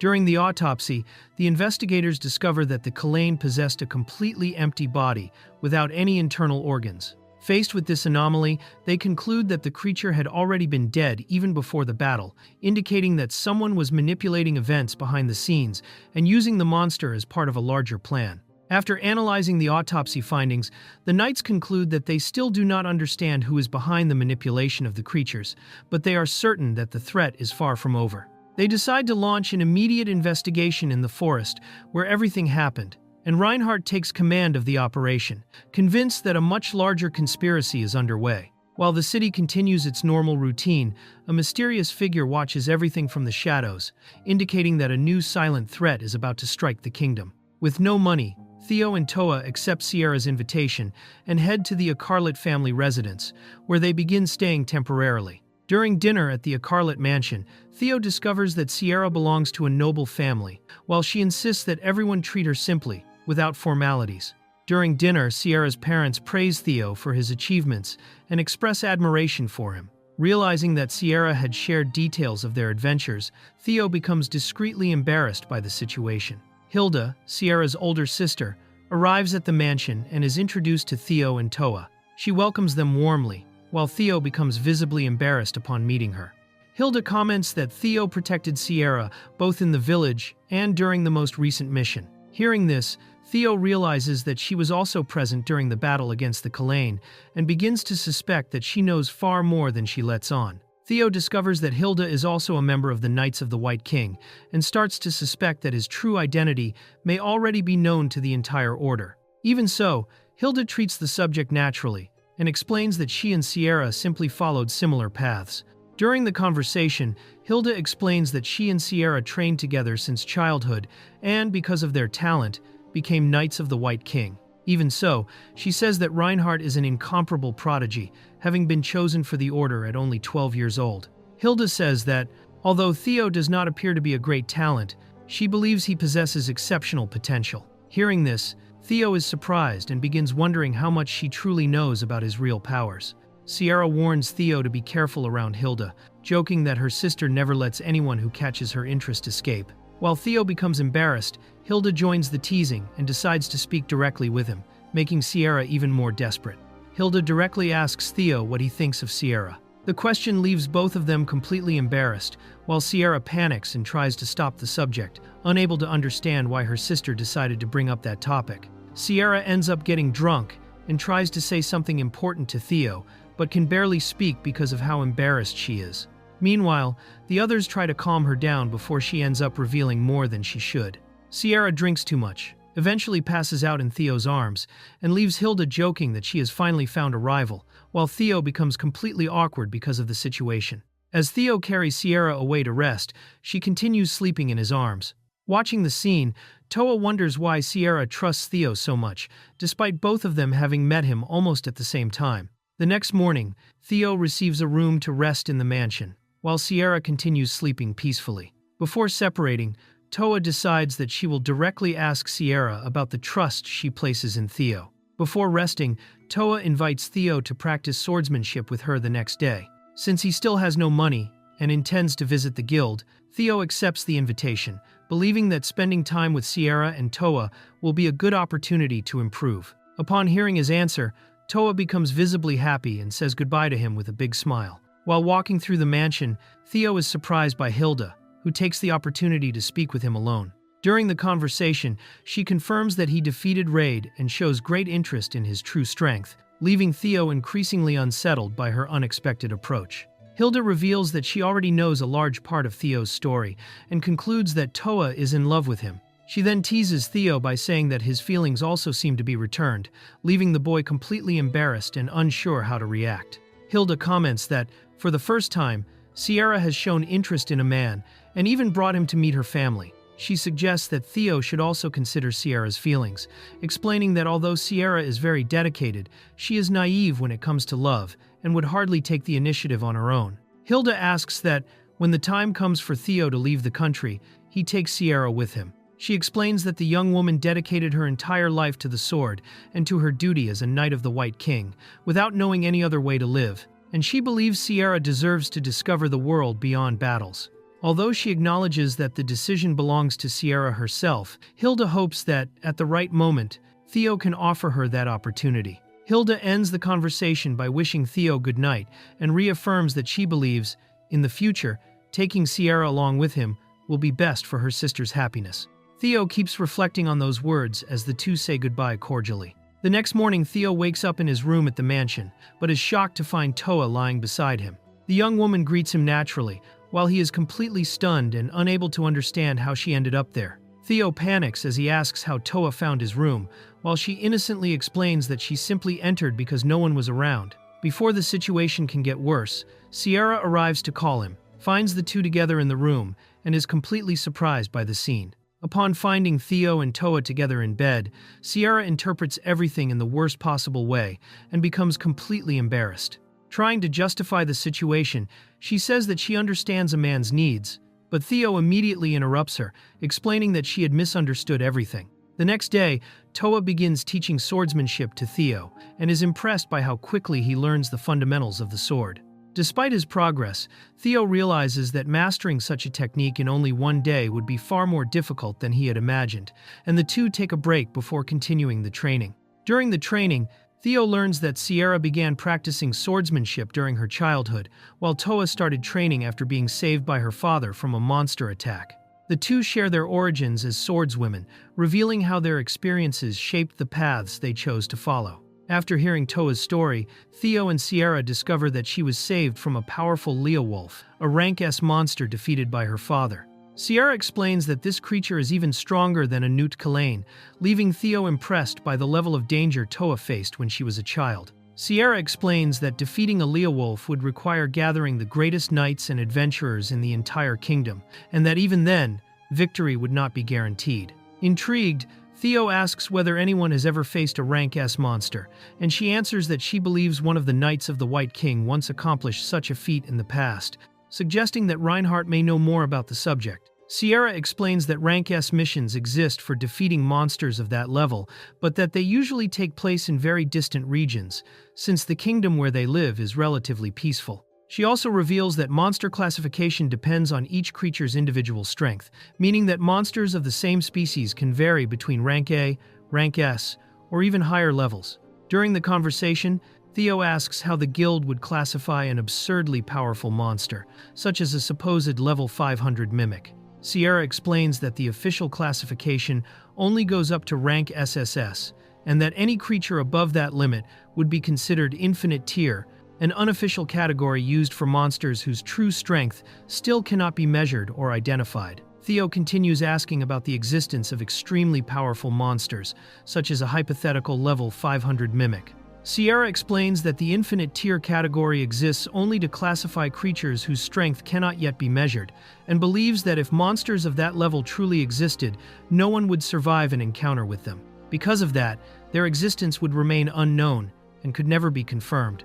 While reflecting on the strange dungeon and the information he might have obtained from Xiaon before his death, Theo continues his swordsmanship training. By the end of the day, Toa, tired of merely watching, decides to join the training alongside him and Sierra. Masamune unexpectedly awakens inside an ancient ruined shrine and realizes he is no longer in the place where he had fallen asleep. As he looks around and tries to understand what happened, he concludes that he has died and begins reflecting on his new situation. When he tries to leave the shrine, Masamune is suddenly confronted by an elf who seems to know him. Without offering any explanation, the elf stops him from leaving and invites him to follow him so they can talk. Masamune follows the elf to an old structure within the shrine, where he finds a man who appears to have been waiting for his arrival. Upon seeing him, the stranger greets him as if they were already acquainted and confirms that he has finally arrived. The stranger reveals that he is the one responsible for bringing Masamune to that place. He then changes his appearance, assuming a dark and ominous form, allowing Masamune to recognize his true identity the moment he hears his voice. The elf reveals the true identity of the mysterious figure, explaining that he is an old companion named Xiaon. After the reunion, the two confirm the information, while Xiaon ends the subject and asks to move the conversation forward. Masamune demands answers about his situation, and the stranger reveals that the entity known as the God of Vengeance is the one who brought him there. He then explains that the shrine serves as a prison for both of them, leaving Masamune even more confused about the reality he now finds himself in. The stranger explains that only Masamune's soul was brought to the shrine, while his real body remains asleep somewhere else. He then reveals that he used the connection created by an elixir Masamune had previously consumed to establish the link that made their meeting possible. The stranger reveals that the elixir was created using his own blood, and explains that it grants its user a random unique ability with infinite potential. He then states that Masamune was fortunate enough to receive an extraordinarily rare power, one capable of making him strong enough to defeat even Xiaon himself. The stranger explains that Masamune found the elixir purely by chance, and that anyone else could have consumed it instead. After realizing that everything happened because of a chain of coincidences, Masamune puts his doubts aside and agrees to hear the real reason why he was summoned. Xiaon announces that he intends to pass all of his swordsmanship techniques on to Masamune. Unable to understand the reason behind the decision, Masamune questions why he was summoned, only to go through yet another grueling training session. Masamune tries to uncover the stranger's identity and true objectives, but every one of his questions is rejected. Unable to obtain any answers, he shifts his attention to Xiaon and asks how his old companion could still be in that place. Realizing that none of his questions would be answered for the time being, Masamune decides to stop pressing for answers and agrees to wait until the future. With that, Xiaon begins the process of passing all of his swordsmanship techniques on to the young man. Before beginning the transfer, Xiaon warns Masamune that he will experience pain just as intense as the agony he felt when drinking the elixir. Confident that his body has become much stronger since then, Masamune accepts the process, only to be struck by the technique the instant Xiaon places a hand on his head. As soon as Masamune confirms his decision, Xiaon begins transmitting his swordsmanship techniques. The moment the process starts, an overwhelming surge of energy is released, surrounding both of them as the transfer of knowledge begins. The instant the transfer begins, an enormous amount of sword techniques and combat experience is poured directly into Masamune's mind. After enduring the overwhelming transfer of knowledge, Masamune realizes that the pain has completely disappeared. As he examines what he has received, he notices that countless memories and experiences involving sword combat are now engraved into his mind. Masamune realizes that he has inherited memories from countless schools of swordsmanship and different fighting styles. Xiaon then explains that he gathered all of those techniques to create a sword style of his own with no weaknesses, revealing that this is the knowledge he has just passed on to the young man. Before ending their meeting, the stranger instructs Masamune to travel to the kingdom of Bayoment, stating that the mission will become important in the future. He then tells him to seek out a woman named Khalifa and deliver a specific message to her as soon as he finds her. The stranger explains how Masamune should respond if Khalifa asks a particular question, assuring him that she will understand the message. Even though all he wants is to live an ordinary adventure, Masamune agrees to fulfill the request and, before leaving, is also advised to enroll in an academy to study magic. The stranger explains that studying magic will allow Masamune to broaden his knowledge and further develop his support abilities, even as a healer. After learning that magic has no limits, Masamune becomes excited by the possibility and decides to follow that advice. Before saying goodbye, Shaun asks Masamune to give his sword to Toa, claiming that the weapon would suit her far better than it would suit him. Realizing that Shaun knows Toa, Masamune tries to ask more questions, but once again receives no answers. The connection between the two worlds begins to fade, causing Masamune to lose his strength as the shrine crumbles before his eyes.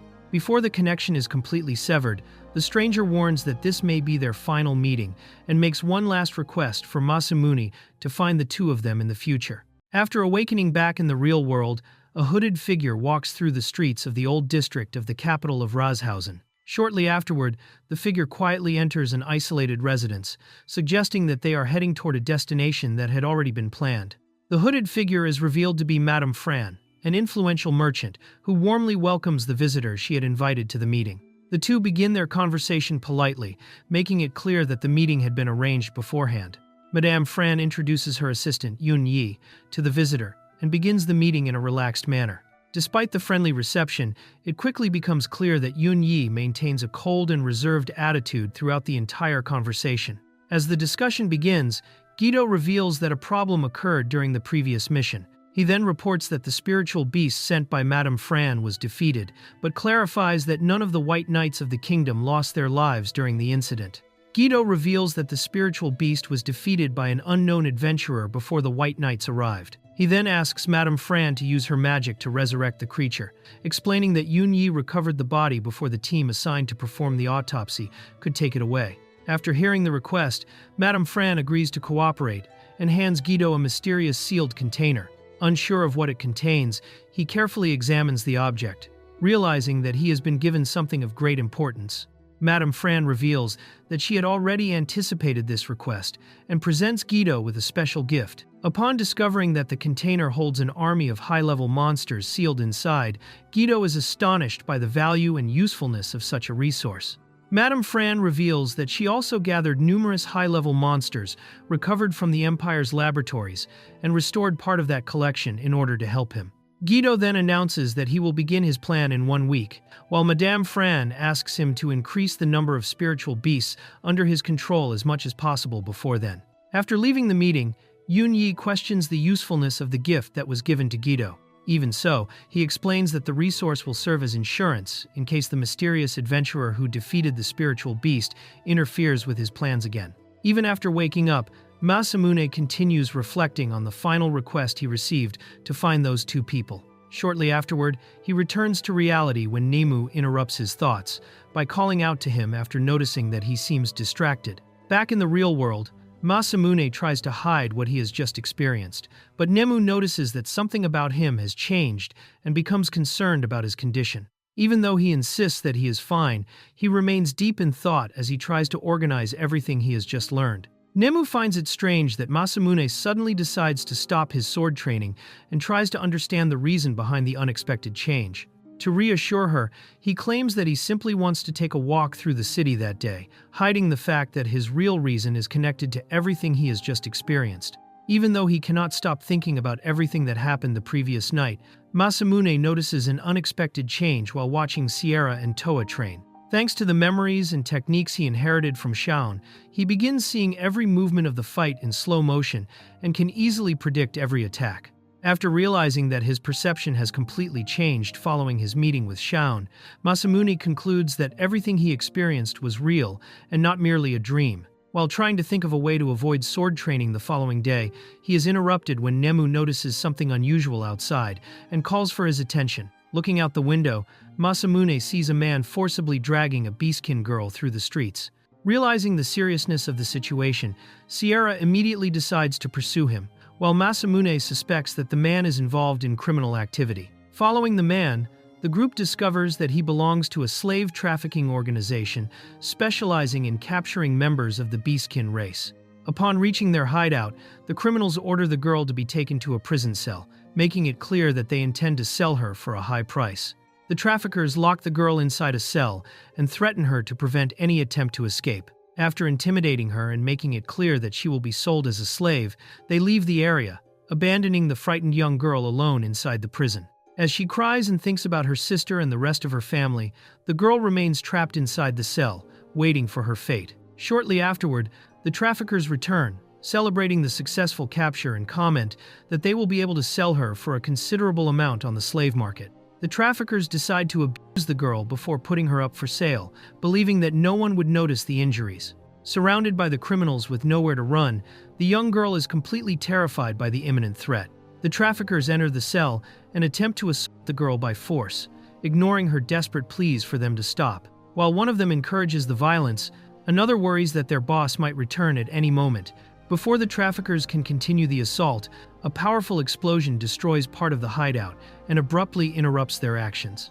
Shocked by the sudden attack, they turn toward the source of the destruction, while the girl realizes that someone has come to rescue her. Masamune storms into the hideout and surprises the girl by appearing directly in front of her. After quickly assessing the situation, he decides to simply incapacitate the traffickers, believing that Sierra can handle everything else.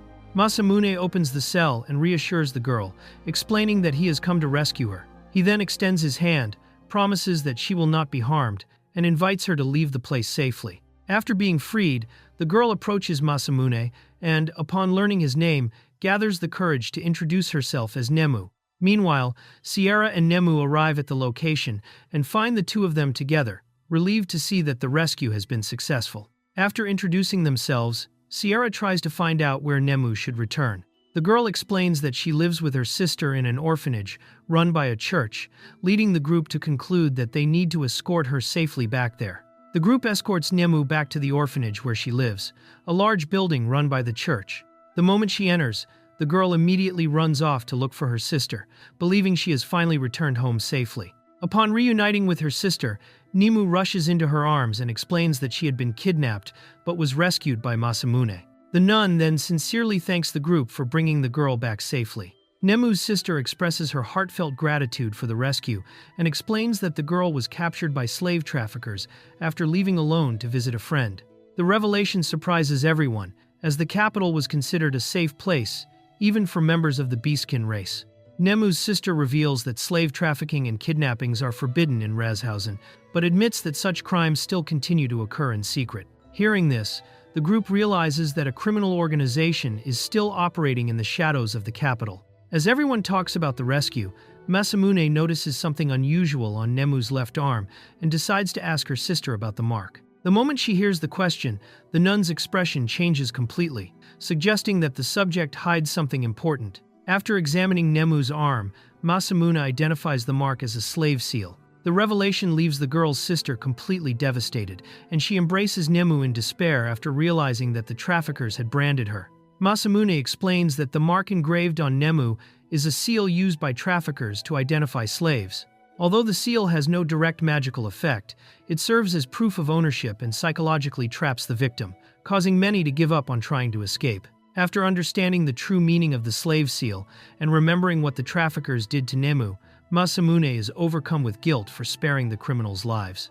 Realizing the severity of their crimes, he concludes that he should have eliminated them the moment he found them.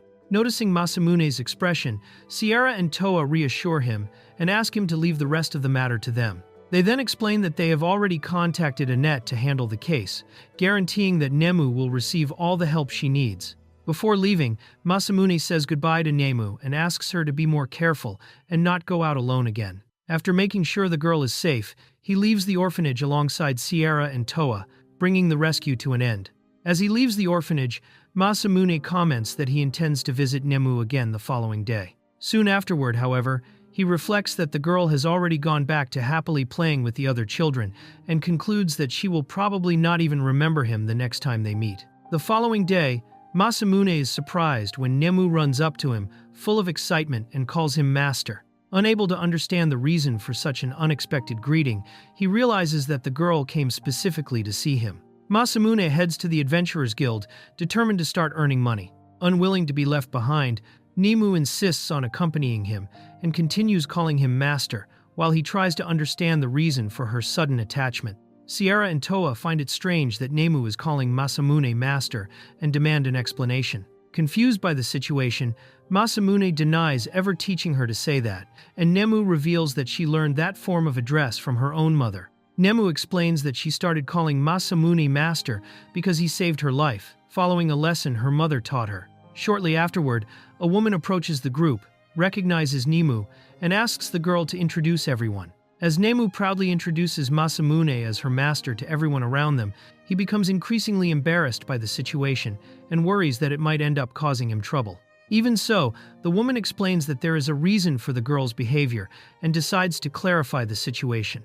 The shop owner thanks Masamune and the group for saving Nemu and reveals that she has always cared for the girl, as if she were her own daughter. She then laments that danger came so close to her and admits that she would have liked to personally punish those who tried to harm the girl. The woman explains that Nemu has chosen Masamune as her master and asks him not to betray the girl's trust. She then warns that she will hold him responsible if anything ever happens to Nemu, leaving Masamune completely speechless. At that moment, Sierra arrives, saying that she has been looking for him. Edward appears before the group disguised to conceal his true identity as one of the kingdom's white knights. After meeting Masamune, Sierra, and Nemu, he realizes who his companions are and becomes interested after hearing the rumors surrounding the young adventurer. Edward finally reveals his true identity as one of the kingdom's white knights and explains that he had been using a disguise. He then asks why Sierra had been looking for him and hands over a letter sent by Reinhardt, immediately sparking the group's curiosity. Edward reveals that he received a direct request from the king to deal with an emergency involving a basilisk that appeared in the city of Vic. Upon learning about the threat, Sierra realizes the seriousness of the mission, while Nemu recognizes the creature and explains that it is a gigantic serpent. Edward explains that he was only ordered to deliver the king's request and does not know why Sierra was chosen for the mission. Taking advantage of the opportunity, the shop owner asks that, after defeating the basilisk, they bring back some of its materials, such as its fangs, venom gland, and venom sac, since she needs those items for her work. Masamune decides to accompany Sierra on the mission to defeat the basilisk, and the protagonist says he will go along to repay the hospitality he received while staying at her house. The shop owner then suggests that they take Nemu with them on the journey, leaving the protagonist surprised since she is still just a child. The protagonist explains that they will be facing a monster and tries to convince Nemu to stay behind, but the girl insists that she wants to help him. The shop owner reveals that, despite her appearance, Nemu is an exceptionally skilled healer and is even more capable than he is in that specialty. After hearing this, the protagonist agrees to take her along, asking only that it be just this once. During the carriage ride, Sierra complains that the king personally assigned such a simple mission to defeat a basilisk, arguing that any adventurer from the guild would have been more than capable of handling it. She also points out that the request did not even go through the guild's normal procedures, questioning why she had to take part in the mission. As the carriage continues its journey, the protagonist tries to convince himself that Sierra is simply doing Sharon a favor, yet he still cannot understand why she seems so bothered by the mission. Shortly afterward, he changes the subject and asks what kinds of magic Nemu is capable of using. When asked, Nemu reveals that she cannot use magic, but says that she has mastered a technique called Cat Fist. Since the protagonist has never heard of such an ability, she becomes excited and decides to explain how her technique works. Nemu enthusiastically begins explaining her technique, but quickly loses track of her own explanation, making it obvious that she does not really know how to describe it herself. Seeing this, the protagonist remains silent, while Sierra and Toa simply watch the girl without knowing how to react. Sierra explains that Cat Fist is a traditional martial art passed down among the catfolk, and that every beastkin race has its own unique fighting style. Upon learning that Nemu cannot use magic, the protagonist is surprised, but Sierra comments that, because she possesses the Cat Mage class, she will most likely be able to learn magic in the future. Sierra explains that Cat Mage is an exclusive class, belonging only to the catfolk, and is also an innate high-level class. Upon hearing this, the protagonist discovers that some classes can evolve over time, and Sierra uses her own experience as an example, revealing that she was once a knight before evolving into an elite knight. The protagonist asks whether he could evolve from healer into priest, but Sierra explains that this is impossible because priest is also an innate class. She adds that, as far as anyone knows, the healer class has no known evolution. Upon hearing this, the protagonist realizes that he will most likely remain a healer for the rest of his life. After discovering that the protagonist is a healer, Nemu reveals that she can also use only healing and support magic. Noticing his disappointment, the girl reminds him that he saved her life, insists that he is not weak, and promises that she will stay by his side to protect him, making the protagonist smile. During the journey, Sierra explains that it will still take another day to reach Wick, forcing the group to spend the night in the carriage. As they talk, the protagonist wonders why Sharon left the capital so suddenly. Sierra then replies that Edward had already informed his superiors about the situation and had also notified Annette as a precaution before mentioning that she met Sharon shortly before she departed from the capital. The protagonist asks whether Sierra can communicate with other people over long distances using a magical ring. She confirms that all of the king's knights possess one of those rings, and the protagonist reveals that he received one as well, although he has never used it. He then asks whether the ring works outside the kingdom, but Sierra explains that hers can only communicate within the country's borders. After seeing the ring, Sierra asks who gave it to the protagonist, and concludes that it must be an item of great value. Masamune then explains that he met the ring's owner after an unexpected confrontation, during which they exchanged blows before he received an invitation to become the man's companion. The protagonist reveals that the man invited him to join an organization and gave him the ring so he could think about the offer. As he tries to remember the group's name, he mentions Dragonheart, immediately surprising Sierra and Toa. Sierra confirms that she knows the Dragonheart organization and explains that it is famous for eliminating corrupt politicians and dangerous criminals to the point that several countries have placed bounties on its members. Hearing this, the protagonist realizes that the description matches exactly what he had heard from that man. Sierra explains that Dragonheart became famous after an incident in the Tyrant Kingdom. At the time, the queen ordered a massacre against part of her own population, but the organization assassinated her to prevent further atrocities becoming known throughout the world. Sierra reveals that Dragonheart did not kill only the queen, but also everyone involved in carrying out the massacre. She then asks whether the protagonist intends to accept the organization's invitation. Masamune replies that he has not made a decision yet. The protagonist replies that there is no point in thinking about the invitation until he meets the organization's members again. Sierra agrees, but points out that no one knows Dragonheart's current whereabouts, making it even stranger that they specifically sought out Masamune. The scene shifts to the border of the Kingdom of Grey Belka, where a hooded figure attempts to pass through the gate. Before the figure can enter, the guards intercept them and order them to remove their hood and reveal their identity. Even after the guards' order, the hooded figures remain silent and refuse to remove their hoods. The story introduces the Kingdom of Grey Belka and reveals that the country has numerous checkpoints spread throughout its territory. In addition to the border gate, there are also checkpoints at the entrance to the capital and at several other strategic locations across the kingdom. The narrative reveals that infiltrating the Kingdom of Grey Belka without being detected was considered practically impossible. Even so, the hooded figures managed to pass through the checkpoint and leave every guard unconscious along the way. The hooded figures noticed that the gate had only a small number of guards, since almost no one attempted to enter through that route apart from merchants and travelers. They then conclude that most of the soldiers had probably been sent elsewhere to fight the demons threatening the region. One of the figures comments that the last time they had been there, far more guards were stationed at the gate. Shortly afterward, the group notices an approaching carriage and quickly steps out of the way to avoid attracting attention. When the carriage stops in front of the group, several soldiers surround the hooded figures. Even so, the leader orders her companions not to interfere, stating that those men were not capable of facing them. Before the confrontation could begin, an old man named Alfred appears riding a horse and asks to handle the situation personally. Upon recognizing the hooded group, he greets them respectfully and reveals that he had known them for a very long time. Alfred states that the king would be disappointed to learn that the group was traveling alongside criminals. In response, one of the hooded figures rejects the provocation and makes it clear that she had not returned to the kingdom. Faced with this response, Alfred asks what the true purpose of their visit was.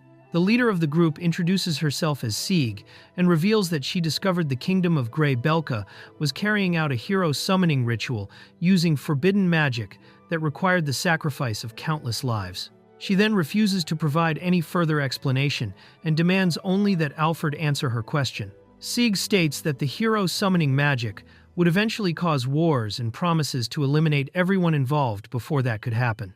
Alfred suggests that she verify the situation personally, but Sieg responds that the traces left behind by such magic could not be erased so easily. Alfred blocks the group's path and reveals that he never intended to allow them to enter the kingdom. Without hesitation, Sieg declares that if he insisted on standing in their way, he would die right there, beginning the confrontation. Sieg asks her companions not to interfere and decides to face Alfred alone. Even after being warned that he was a powerful sage known as the Forest Mage, she displays complete confidence and declares that she would defeat the old man without needing any help. The confrontation begins immediately. Alfred summons enormous roots to attack, while Sieg releases the power of Dragon Force, surrounds her sword with electricity, and charges forward at tremendous speed, destroying the roots with a single strike and surprising the old mage. After reaching their destination, the group apologizes for arriving late and asks when Masamune would be able to eliminate the basilisk. Without wasting any time, he decides to complete the mission that same day so that he could explore the city afterward. The man responsible for the mission tries to warn them that the basilisk was an A-rank monster and asks Masamune to investigate the situation before taking action. Even so, Sierra shows complete confidence and guarantees that everything would be fine with Masamune leading the mission. The group heads toward the barn where the basilisk was said to have appeared. As the area is opened for investigation, Nemu detects the monster's scent and confirms that her suspicion was correct, indicating that the creature was truly still nearby. Nemu confirms that the smell inside the barn was the same as the basilisk's. She then comments that she had also detected that scent on a man in the city, allowing Masamune and the others to conclude that the monster had probably come into contact with him. The owner of the farm reveals that the man Nemu mentioned was a merchant named August, who had offered to eliminate the basilisk in exchange for ownership of the property. Suspicious of the proposal, the farmer refused the offer, since those lands had belonged to his family for generations. After analyzing the situation, Masamune concludes that the basilisk's sudden appearance was not a coincidence and suspects that August was behind everything in order to seize the land. The farmer struggles to believe it, while Masamune praises Nemu for identifying the monster's scent, something they never would have noticed on their own. Masamune suggests capturing the basilisk alive and returning it to the forest, since the creature had probably been lured to the farm. Upon entering the barn to investigate, he finds the monster hiding inside the building. After detecting the scent, Masamune realizes that there were 3 basilisks hidden inside the barn rather than just one. The discovery surprises everyone, since the mission reward had been calculated for a single creature, making the situation far more dangerous. The farmer admits that he had lied and reveals that he knew from the beginning that there were 3 basilisks inside the barn. He explains that he hid the truth because August demanded to see the mission request, and he feared that the adventurers would kill the monsters if they discovered their true number, causing an extreme reaction from the people living in the region. After confirming that the basilisks would die if they were decapitated, Masamune changes the plan and decides to eliminate all 3 creatures. He then asks everyone to keep their distance, stating that he would handle everything alone. Despite being only a healer, Masamune decides to face the 3 basilisks with his sword. He reassures Nemu, explains that he needed to kill them in that manner to preserve the monster's materials, and proceeds into battle by himself. Masamune enters the barn and finds the 3 basilisks waiting for him. After selecting a technique capable of defeating all of them at once, he bursts forward at tremendous speed and executes a single strike, instantly decapitating the 3 creatures. After instantly defeating the 3 basilisks, Masamune asks Sierra to collect the materials requested by Sharon. While everyone is still trying to understand what had happened, he examines the monsters' bodies and concludes that the basilisks had been raised in captivity because they were unusually docile. Immediately after the basilisks are defeated, August appears in a fury and reveals that the creatures belong to him. The farmer accuses him of being behind the entire scheme, while Masamune directly confronts him and asks what connection he had to Boreas. Upon discovering that the basilisks had been killed, August becomes desperate and demands an explanation. At that moment, a warrior appears beside him, and reveals that Boreas was the one who had sent those adventurers, making it clear that he intended to execute Masamune immediately. After observing Masamune, the warrior realizes that he was not the one responsible for killing the basilisks. He then turns his attention towards Sierra and concludes that she was the one who had eliminated the creatures, treating her as the true culprit. The warrior notices that Sierra also possessed a great amount of magical power and decides to capture all three adventurers to avenge the deaths of the basilisks. Meanwhile, August accuses Boreas of being responsible for everything, claiming that he should have accepted his proposal to sell the land. August reveals that he wanted to take possession of the land in order to build an enormous mansion and live in luxury in the city of Wick. After hearing his justification, Boreas looks down on his ambition and considers his objective completely petty. August threatens Boreas for ruining his plans and claims that he would have purchased the land if the farmer had agreed to sell it. At the same time, he negotiates with the warrior and promises to pay twice the reward if he manages to eliminate Masamune and his companions. The warrior finally introduces himself as Gordon and challenges the group, asking who wanted to die first. Before anyone else could react, Masamune steps forward and decides to face him alone. Gordon mocks Masamune and also invites Toa to fight beside him. To everyone's surprise, Toa accepts the challenge and prepares to face the warrior together with Masamune. Toa and Sierra draw their swords to assist Masamune, but he asks both of them to remain out of the fight. Upon realizing that he would be facing nothing more than a healer, Gordon shows complete contempt for the confrontation. Gordon declares that he despises men who depend on women for protection and looks at Masamune with disgust. Convinced that the healer was unworthy of facing him, he decides that he would kill him first. Despite Masamune's request, Toa and Sierra charge forward first and attack Gordon in perfect synchronization. The warrior easily blocks both strikes at the same time and stares at the two women with a smile, showing that he was still not taking the fight seriously. Gordon sends the two swordswomen flying back, using nothing more than brute strength, and praises their determination. He then launches a counterattack, determined to continue fighting until he was completely satisfied. Toa manages to block one of Gordon's attacks for a brief moment, surprising the warrior with her ability. Even while praising the swordswoman, he makes it clear that the difference in strength between them was still enormous. Toa realizes that Gordon was lying and concludes that he was not a true White King's knight. Meanwhile, Gordon states that he only needed a small confirmation in order to discover the truth about Boreas's identity. Gordon states that a king living in peaceful times would never send an ordinary adventurer to help an old friend in danger. Even though she disagrees with his conclusion, Toa launches another attack, determined to prove that his deduction was wrong. Toa continues pressuring Gordon and even exposes his lies during the battle. Despite avoiding her attacks, the warrior finally admits that she truly was a White King's knight and launches an even more ferocious assault. Toa uses lightning magic to create an opening and, taking advantage of the opportunity, leaves the rest of the fight to Sierra. Angered after being cornered, Gordon releases his aura and prepares to attack with even greater strength. Cornered, Gordon activates the Berserk ability, releasing all of his power to drastically increase his strength and enter a battle without any restraints. Upon seeing Gordon release a dark power, Sierra recognizes that he had used dark attribute magic and becomes concerned. Gordon declares that the same technique would not work a second time and charges forward to counterattack with all of his strength. After activating his transformation, Gordon claims that he had become practically invincible and confidently mocks his opponents. While Masamune recognizes the danger of that magic, Gordon orders him not to interfere, saying that he was still enjoying his fight against the two swordswomen.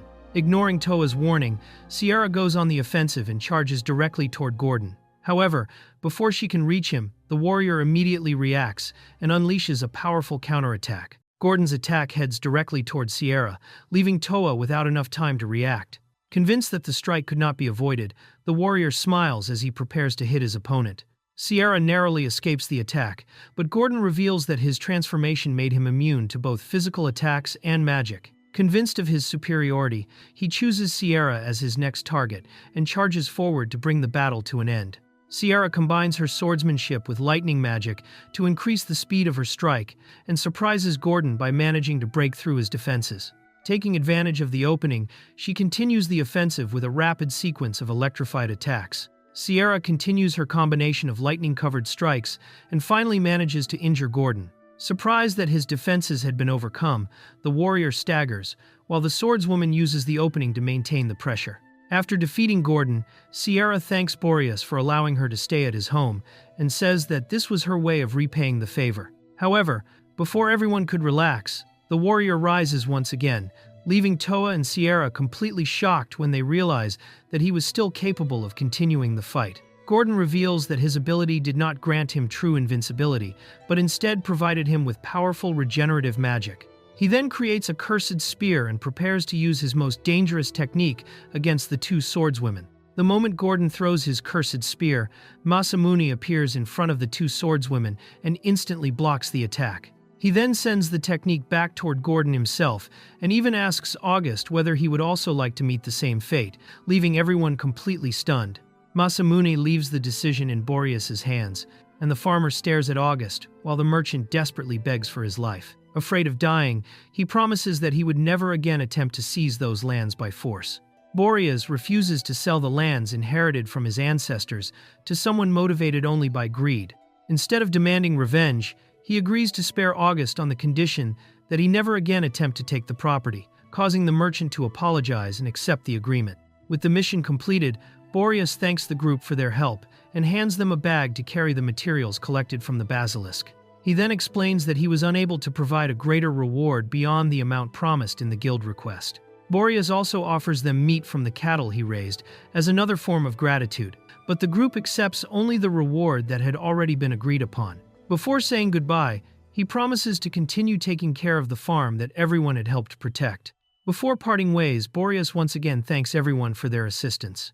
On the way back, Sierra praises Masamune's swordsmanship and comments that his movements resembled those of a true swordmaster, making her curious about where he had learned to fight. Masamune explains that he had mastered that sword technique a long time ago, but says that its origins were difficult to explain. Without pressing the matter any further, Sierra tells him that she trusted him, and the group decides to spend the rest of the day exploring the city. Masamune replies that he had known that sword technique for a very long time, but says that he could not explain where it came from. Without insisting on an answer, Sierra states that she trusted him, and the group decides to put the subject aside so they could walk around and shop throughout the city. The group arrives in the city to do some shopping while walking through the busy streets. While exploring the city's shops, Nemu finds a necklace with a crystal that catches her attention. The seller explains that the jewelry was made with a rare crystal from Parstella, a country that no longer existed. After examining the accessory, Masamune immediately recognizes the stone's origin and reveals that the crystal reacts to the magical power of its wearer, changing color the longer it remains in use.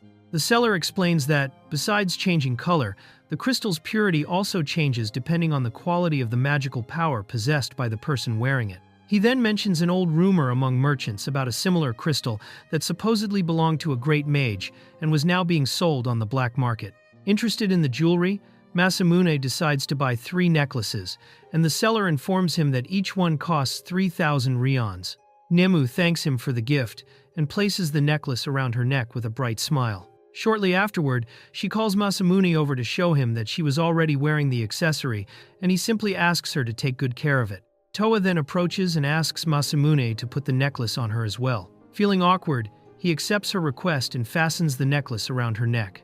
After fastening the necklace around Toa's neck, Masamune becomes embarrassed when the two of them end up standing face to face, and she thanks him with a smile. Not knowing how to react, he gives an awkward response, and, in an attempt to hide his embarrassment, offers to put Sierra's necklace on as well. The swordswoman immediately refuses, saying that she could do it herself, while the group continues walking through the city. Masamune notices an unusual establishment and stops to look at it. Toa identifies the place as a bar, and after noticing his curiosity, suggests that they go inside for a moment to see what it was like. The group enters the bar to explore the establishment and finds the attendant behind the counter organizing the place.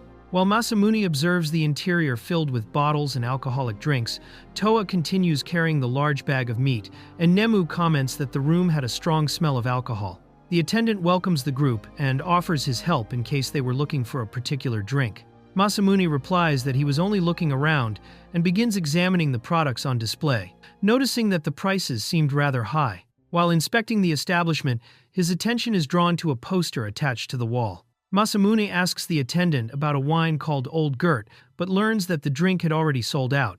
The man explains that the label was currently known as Phantom Wine, had stopped being produced a very long time ago, and that only a few bottles remained throughout the entire world. Surprised that Masamune had never heard of such a famous drink, the attendant comments that it was rare to find someone who knew nothing about it. After looking at the old Gert poster again, Masamune feels as though he had seen that name somewhere before. A memory then comes to mind, showing a man drinking that exact wine. After recalling the scene, he realizes that it was the same beverage and confirms his suspicion in front of the attendant. Masamune asks to examine the bottle and, after observing it carefully, concludes that the wine was a counterfeit. Sierra comments that he used to drink that brand, and Masamune confirms that she was correct. Curious about his certainty, the attendant then asks whether Masamune would like to taste the wine in order to confirm his judgment. The attendant pours a small amount of the wine into a glass and begins carefully analyzing its appearance and aroma. After examining it closely, he becomes completely shocked upon realizing that Masamune had been right from the very beginning and confirms that the bottle was, in fact, an authentic old Gert. The attendant tastes the wine and remembers the time when, as a child, he secretly drank from a bottle of old Gert that his father had been keeping. After recognizing the exact same flavor, he confirms that the bottle was authentic. Curious, he asks where Masamune had obtained the wine and is surprised to discover that he had found it inside a dungeon. After confirming that the wine was authentic, the attendant begs Masamune to sell the bottle to him. Without caring about the price, he immediately offers 10 million ryons and even promises to hand over the store's entire stock of drinks if that amount was not enough. Faced with the excessive proposal, Masamune tries to calm him down before the situation gets out of control. The attendant explains that he was offering that amount because Masamune did not understand the bottle's true value. He reveals that Old Gert was considered an extinct wine and was extremely sought after by collectors, claiming that many connoisseurs would do anything to obtain a single bottle. According to his estimate, the wine was worth at least 100 million ryons, and at an auction among nobles, could even reach 1 billion ryons. After hearing this, Masamune is completely shocked when he realizes the true value of the drink he had found. The attendant admits that, despite offering any amount, he only possessed 30 million ryons at that moment. He then proposes another solution by using his connections to sell the bottle directly to a noble. Confident that he could negotiate a price of at least 1 billion ryons, he promises to give Masamune half of the sale amount if he accepted the proposal. After realizing that he still possessed more than 100 bottles of that wine in his storage, Masamune decides that he could afford to sell just one of them. Convinced that the attendant was being sincere, he accepts the proposal and agrees to sell the bottle for 30 million ryons. In addition, he confirms that he would also pay the man the agreed commission if he succeeded in reselling it for an even higher price. The attendant admits that he had not expected Masamune to accept his proposal. He then asks the group to wait for a few moments, leaves the store, and returns shortly afterward with part of the money he had just withdrawn from the bank. Upon returning, he hands over 5 million ryons as the initial payment for the bottle. The attendant returns with the rest of the money and hands over another 25 million ryons, completing the 30 million ryon payment for the bottle. As he looks at the amount gathered on the counter, Masamune realizes that even that world had banks, while the merchant confirms that this was the full amount they had agreed upon. The merchant holds the bottle of Old Gert with overwhelming emotion after finally obtaining such a rare treasure. Masamune then asks whether Sierra also knew about the wine, and she confirms that she did, explaining that her father owned a vineyard. Looking at the pile of money Masamune received in only a few minutes, Sierra is astonished to realize that he had obtained an enormous fortune merely by selling a single bottle. Sierra reveals that she is the daughter of Baron Ekrarlot, whose family was known for managing vineyards. The merchant confirms that her father used to say that Old Gert was the finest wine in the world and explains that he grew up hearing those stories as a child. Grateful for obtaining the rare bottle, he promises to repay Masamune someday, while the protagonist simply accepts the promise before continuing on his way. After selling the wine, Masamune asks what the group planned to do next and remembers that Sierra's sword had been broken during the previous battle. The young woman confirms the situation and explains that her rapier was a custom-made weapon created especially for her as part of the equipment issued to the White King's knights. Even though he knows that obtaining another one would take a considerable amount of time, Masamune decides to use the money he had just earned to buy Sierra a new sword. Sierra attempts to refuse the help, saying that she had no way of repaying the favor, but Masamune asks her not to worry about it. In addition to purchasing a new rapier, he decides to buy new clothes for Toa and Nemu, explaining that they could not continue wearing the same clothes every day.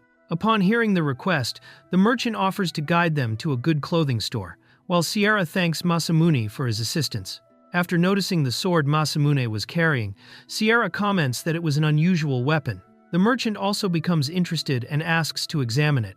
Masamune hands him the sword and explains that the weapon was called the Serpent Sword, Kill Gills, revealing that he had also found it inside a dungeon. The merchant advises Masamune not to tell other people that he had found those items inside a dungeon, explaining that weapons of unknown origin could attract the greed of many people. He reveals that if the sword turned out to be legendary or even mythological in rank, the young man's life could be placed in danger. Sierra then explains that weapons, consumable items, and monster materials were divided into categories according to their value, making Masamune realize that the weapons of that world also possessed a classification system. Sierra explains that the equipment and materials in that world were divided into 6 categories, beginning with common rank, followed by rare, national treasure, legendary, mythological, and, at the top of the scale, fantasy rank, which was considered the most valuable category of all. She also reveals that only items of common rank or higher received an official classification, while inferior materials, such as goblin teeth, did not even possess a clearly established standard of value. The merchant suggests that Masamune take the Serpent Sword Killgills in for an appraisal, explaining that doing so would allow him to discover the weapon's true rank. He also points out that the young man needed to know the value of the sword he was carrying, and reveals that the shop he was about to take them to also provided equipment appraisal services. Sierra suggests that it would be safer to claim that the Serpent Sword Killgills belonged to her during the appraisal, preventing any attention from being directed toward Masamune. The protagonist remembers that the sword originally belonged to Cheon, and believes that, for that reason, it was probably nothing more than a low-tier piece of equipment. Even so, he decides to seize the opportunity to uncover the weapon's true rank and agrees to follow the merchant to the appraisal shop.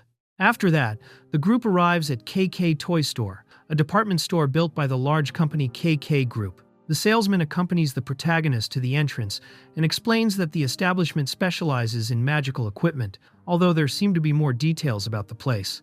The protagonist enters the store and finds a wide variety of magical equipment displayed inside glass cases, something expected from a company of that size. Nemu becomes fascinated by the amount of shining items and runs around the place, causing Masamune to call her back. The protagonist hands over his sword to be evaluated and decides to wait for the result inside the store. The salesman suggests that he take the opportunity to look at the other items, so the protagonist goes to look for Nemu and asks Sierra to search for a rapier that she likes. Even so, she still questions whether he truly intends to do that. The protagonist explains that he intends to repay Sierra for her kindness, and suggests that the rapier be considered payment for his stay at her house. Sierra eventually accepts the proposal and decides to take advantage of the offer. The protagonist finds Sierra and asks if she found anything interesting, but she says that she does not need another sword. Sierra also looks at an armor, but she finds the equipment too heavy and comments that she would prefer something lighter. A female employee overhears this and approaches them to suggest a lighter armor option. The employee presents a lightweight armor made from wyvern scales and explains that its quality is of rare grade. The protagonist considers that if he is going to buy something, he might as well choose high-quality equipment, but Masamune comments that the armor probably would not suit him. Shortly afterward, the protagonist notices a nearby room and asks what is inside. The employee explains that it is the section for National Treasure grade equipment and warns that she needs to check his budget before allowing him to enter. The protagonist reveals that he brought 10 million in cash and asks if that amount is enough. Surprised, the employee apologizes and immediately offers to guide him to the room, making the protagonist realize that equipment of this level must be extremely expensive. The protagonist enters the National Treasure grade section and notices that the place has a completely different atmosphere, with various rare pieces of equipment displayed inside the showcases.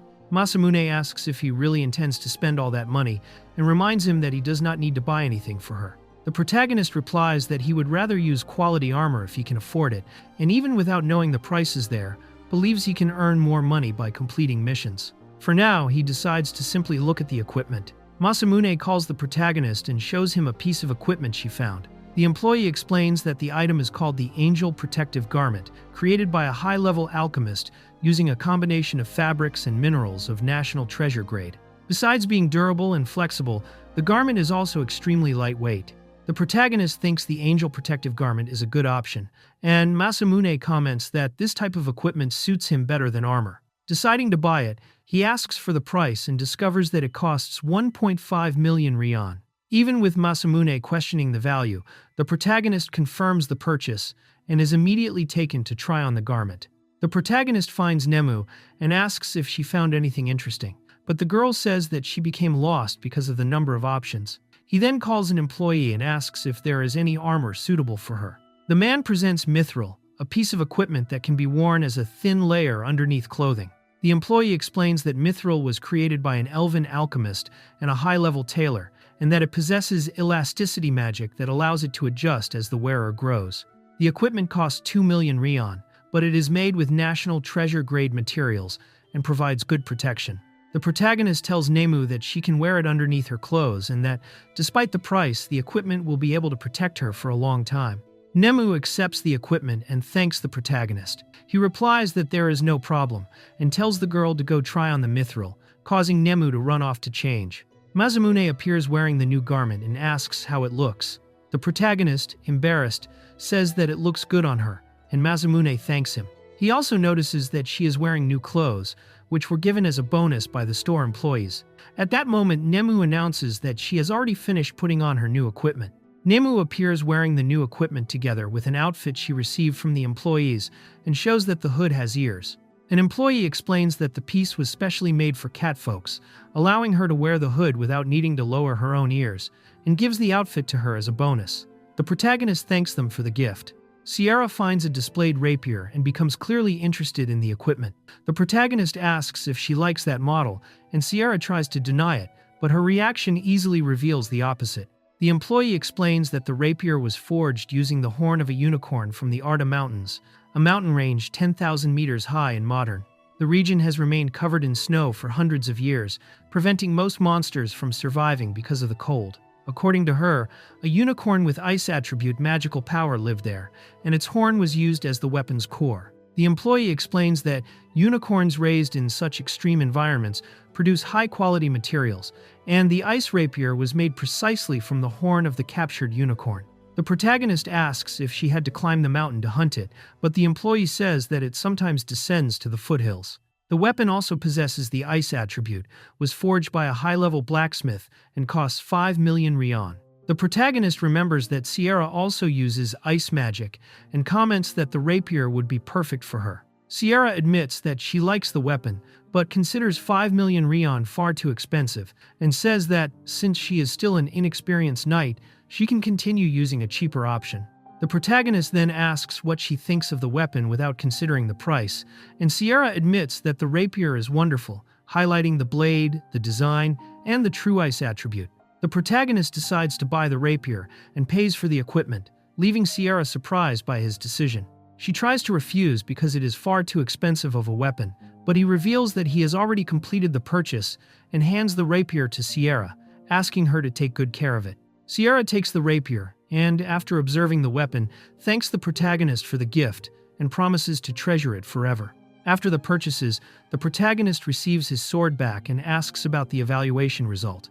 The employee explains that the value of the weapon could not be measured, and Sierra questions whether that means it belongs to the legendary grade. However, the man clarifies that the store's equipment can only be evaluated up to that grade, indicating that the sword surpasses the evaluation limit. The protagonist observes the sword and concludes that it must truly be rare. The employee confirms that this is also the first time he has seen a weapon of this level, and explains that, currently, it belongs to the mythological grade. Equipment of this grade or higher does not even circulate on the market, and some people even believe that they do not exist. The protagonist asks if there is any standard value for equipment of this level, but the employee explains that this classification is still unclear, just like the infinite grade used for monsters. Since the store's staff can only evaluate equipment up to legendary grade, they have never come into contact with higher-level items. The protagonist then remembers that the sword originally belonged to Xiaon, and although he already knew it would not be a low-level weapon, he never expected it to be this rare. The The protagonist remembers Cheon saying that her serpent sword was special and that it did not suit him, suggesting that it should be given to the demon girl. Thinking about that, he takes the sword and asks Masamune if she would accept using it. Masamune recognizes that the sword is extremely valuable and suggests that the protagonist should continue using the weapon. However, he explains that he has already tried using it and cannot bring out its true potential because he is a healer, so he believes Masamune would be more suitable to wield it. Masamune accepts the proposal but suggests exchanging her own sword for the protagonist's. He confirms whether she is truly fine with the arrangement, and Masamune accepts the exchange. The employee finds it strange how easily the protagonist gives such a valuable weapon to someone else, but he explains that it would be a waste to continue carrying a sword that he cannot properly use. The employee comments that he does not know whether the protagonist is simply generous or if he is not attached to his possessions. The protagonist denies it, but acknowledges that he has changed since the time when he lived alone. He attributes this change to meeting Masamune, Nemu, and Sierra, and shows deep gratitude toward the three of them. The king recalls Albert Morlo, known as the Forest Mage, and reveals that he was a great friend of his.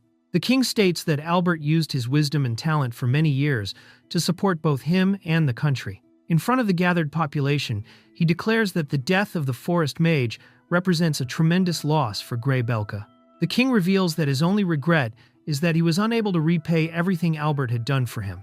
In honor of his old friend, he decides to tell a story that he had not intended to reveal because he knows the people share the same pain over the loss and believes that the time has come to tell the truth. The king reveals that the ones responsible for Albert's death were members of the organization Dragonheart, which threatens the country. In front of everyone, he promises to completely eliminate the organization.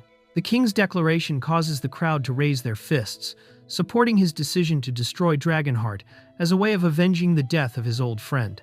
In the training area of the Ares Academy of Grey Belka, a woman stands before a group of students, who wait attentively. The students are surprised to learn of Albert's death, and the teacher explains that he was killed by Dragonheart, a group of bandits that attacks nobles and politicians. Recently, members of the organization were seen near the border, so Albert went to investigate the situation but ended up being defeated. The teacher explains that she gathered the students because she hopes they will carry on Albert's will and apologizes for bringing such heavy news. One of the students then remembers that Albert was the one who taught them magic. The students remember that Albert always treated them kindly, even when their training did not go well, and they acknowledge that he was a good teacher. Grateful for everything he learned from him, one of the students offers to move forward and carry on Albert's will. The teacher thanks the students and states that they are all Albert's pride and joy. She explains that defeating the Demon Lord and bringing peace to the world is the philosophy defended by Grey Belka and was also part of Albert's will, reinforcing that those students represent the hope of the country. The teacher bows before the students and asks them to lend their strength to continue moving forward with Albert's will and protect the future of the country. Faced with her request, the students are surprised by her attitude. Later, one of the students sits alone under a tree on the academy grounds until someone approaches him and calls him by name, Ichijo. Ichijo realizes that the person who approached him is Saiki and asks what he wants. Saiki questions whether Ichijo did not pay attention to Ares' words and reminds him that everyone is training intensely, wanting to know why he is sitting there doing nothing. One of the female students notices the conversation between the two, and Ichijo explains that he heard everything Ares said, but reminds them that this is free time. Because of that, he prefers to spend his time doing what he wants, and also points out that resting is important as well.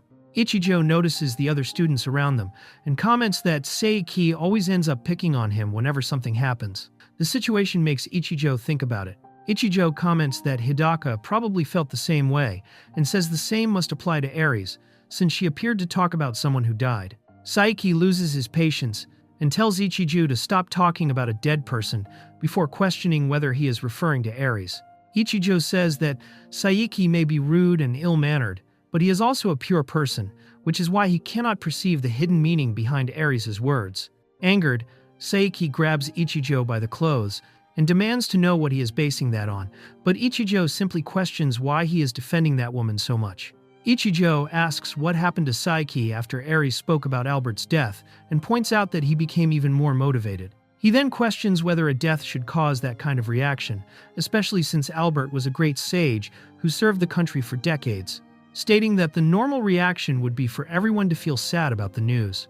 Ichijo asks if Saiki does not find it strange and explains that Ares always talks about the country's difficult situation, soldiers killed by demons, and other negative topics. Soon after, she says that she trusts the students and encourages them, causing most of the boys to regain their motivation and return to training.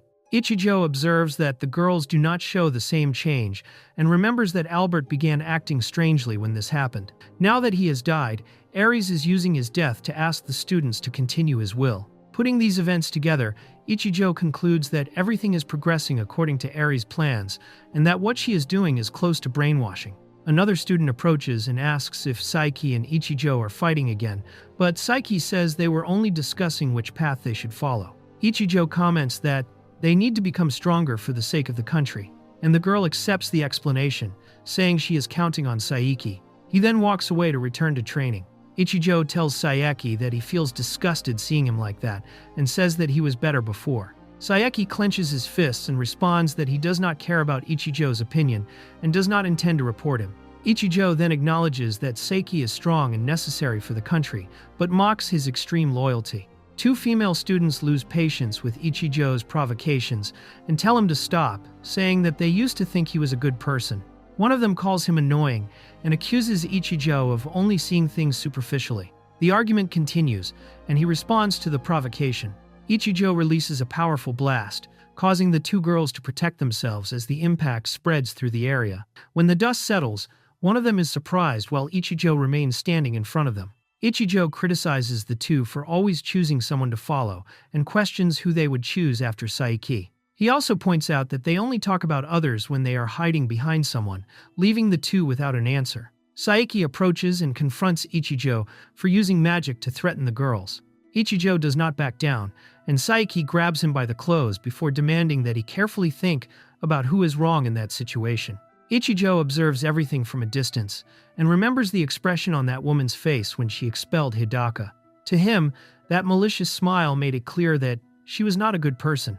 Ichijo concludes that everyone there is nothing more than a piece that will be used and discarded once they are no longer useful. Thinking about what happened to Hidaka, he believes that next time they might simply kill them, unable to understand why no one around him notices it. Ichijo remains sitting under the tree and wonders if Hidaka is still alive somewhere. Without him noticing, someone watches him from a distance.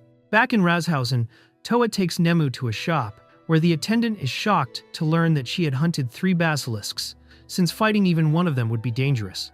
Despite her concern, Toa assures her that Nemu is fine. The protagonist asks Nemu to keep secret that she was the one who defeated the basilisks, and the girl promises that she will not tell anyone. Then, the attendant asks what he intends to do with the monster's materials and explains that she will use the items to create a special drug. She then asks them to wait for a moment. The attendant finishes preparing the substance and hands the bottle to the protagonist. When he asks what it is for, she explains that the potion was created to remove Nemu's slave mark. The protagonist is surprised to learn that such a thing is possible, and the attendant confirms that the mark can be erased.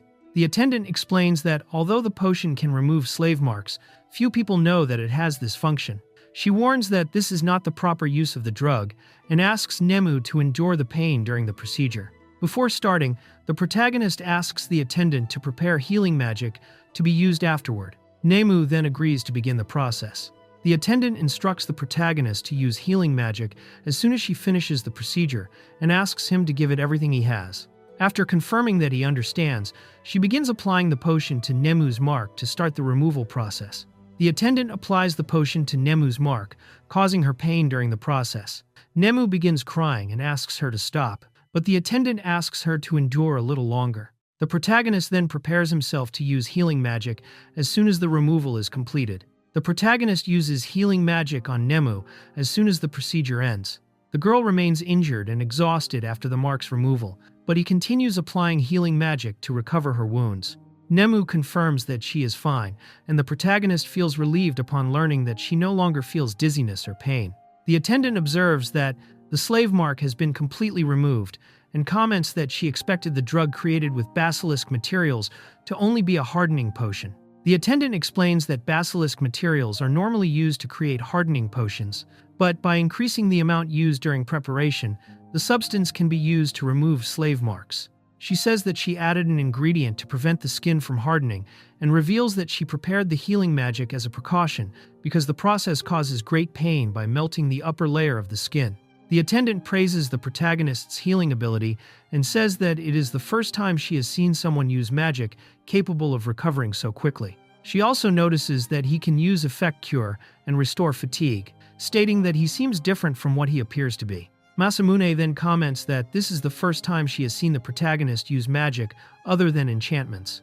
The attendant explains that, normally, healers can only use the healing magic they learned first, and even the most skilled ones rarely master some enchantment spells. She comments that if healers could use various types of magic, it would change the world, but most people give up when trying to learn other abilities and end up being seen as strange or discriminated against. The attendant explains that, because of these limitations, healers are known as the weakest class. The protagonist realizes this reality, but reveals that he can use an enchantment magic capable of increasing attack and defense, surprising everyone around him. The attendant then asks what other types of magic he can use. The protagonist confirms that he can use Kodiyamura, surprising the attendant, who considers it an advanced magic. She explains that this ability has great value because few people can use it, as the spell increases the attributes of the person who receives its effect. Although he is still considered part of a weak class, the protagonist feels that knowing this makes his situation a little easier to accept. An employee informs them that the subjugation of the basilisks has been completed and then announces that there is another important piece of news. She reveals that Nito has been promoted to rank B, surprising the protagonist, who receives congratulations for the achievement. Besides Nito, the employee informs them that Toa has also been promoted, reaching rank C. The protagonist becomes confused by how quickly the promotions happened, since he had left rank F only a few days ago and was now at rank B. The employee explains that promotions normally do not happen this way, as it usually takes at least 1 year to advance to the next rank. Masamune explains that, on average, it takes many years to rise in rank, and the higher the rank, the more difficult it becomes to advance. The protagonist realizes that, following this rule, it should have taken him at least 4 years to reach rank B, but he has only been in the guild for 1 month. The employee says that she cannot explain all the details, but if he wants, she can forward a message to the guildmaster. The protagonist decides to leave it aside for now. The employee hands over the reward document that had been pending and asks Sierra to sign after checking it. The protagonist realizes that it is the reward for the subjugation of the Newt Kalane and questions whether this was the reason for his promotion. He then begins to suspect something, because the guild record uses the name Nito, while Reinhardt should know that Nito and Masamune are the same person. The protagonist realizes that the White King Knights probably discovered that Nito and Masamune are the same person. Thinking that he needs to resolve this situation so he can stop using a false identity, he begins making a decision, but he is interrupted when someone appears and calls him a healer. The old man appears again and scolds the protagonist for continuing to accept missions, saying that he should stop doing meaningless things.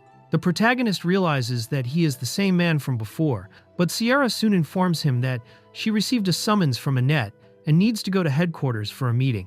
Before leaving, she asks him to take care of Nemu, and the protagonist accepts. The old man then decides to take the opportunity and collect the promise the protagonist had made. The old man continues complaining to the protagonist and says that he is arrogant for someone who can only defeat goblins. But Nemu intervenes and tells him to stop treating her master that way. The old man is surprised by her attitude while questioning whether Nemu is the protagonist's companion. The old man teases the protagonist for always appearing with different women and questions how he managed to get involved with such a small girl. Nemu becomes irritated by his attitude and says that she has nothing to do with that man. Annoyed by the provocation, the old man tries to approach her, causing the protagonist to react in surprise.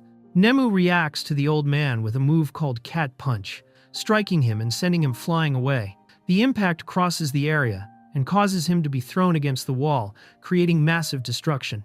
The protagonist realizes that the old man has caused trouble again and notices that his behavior becomes even worse when he is drunk. Nemu states that she will not let villains who mock her master go unpunished and decides to act again with her cat punch. The protagonist then remembers Sharon's comment that Nemu is much stronger than healers.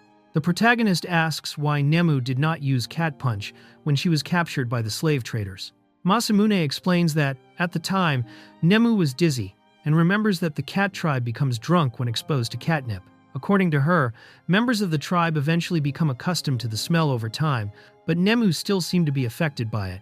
The protagonist then asks if she has ever undergone any training, but Nemu does not answer. At Razhausen Castle, someone arrives at the meeting room of the White King Knights and knocks on the door before entering. Sierra arrives late to the White King Knights meeting and apologizes for the delay. The other members say that they already expected her to be late and welcome her normally. They then thank her for her work and comment on her recent mission alongside the protagonist, as well as asking about her friendship with a member of the cat tribe. Daniel, the second seat of the White King Knights, asks everyone to be quiet so Reinhardt can begin speaking.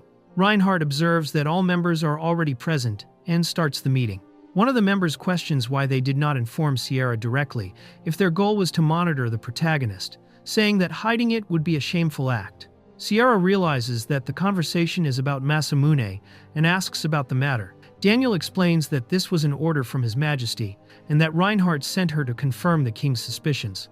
Reinhardt explains that the king already knew what was happening in Wick and that, although he sent Sierra to investigate the situation, the current meeting is not meant to discuss that matter. Then, the members of the White King Knights reveal that Dragonheart has appeared in Grey Belka. Sierra is surprised upon hearing that Dragonheart has appeared in Grey Belka and ends up reacting when she remembers Masamune. When they ask what happened, she tries to hide her reaction and says that it is nothing. She then decides to continue the meeting, but thinks that she should tell the White King Knights that Masamune is being recruited by Dragonheart, although she does not know how they would react upon discovering it. Reinhardt reveals that, in Grey Belka, a forbidden hero summoning ritual was performed.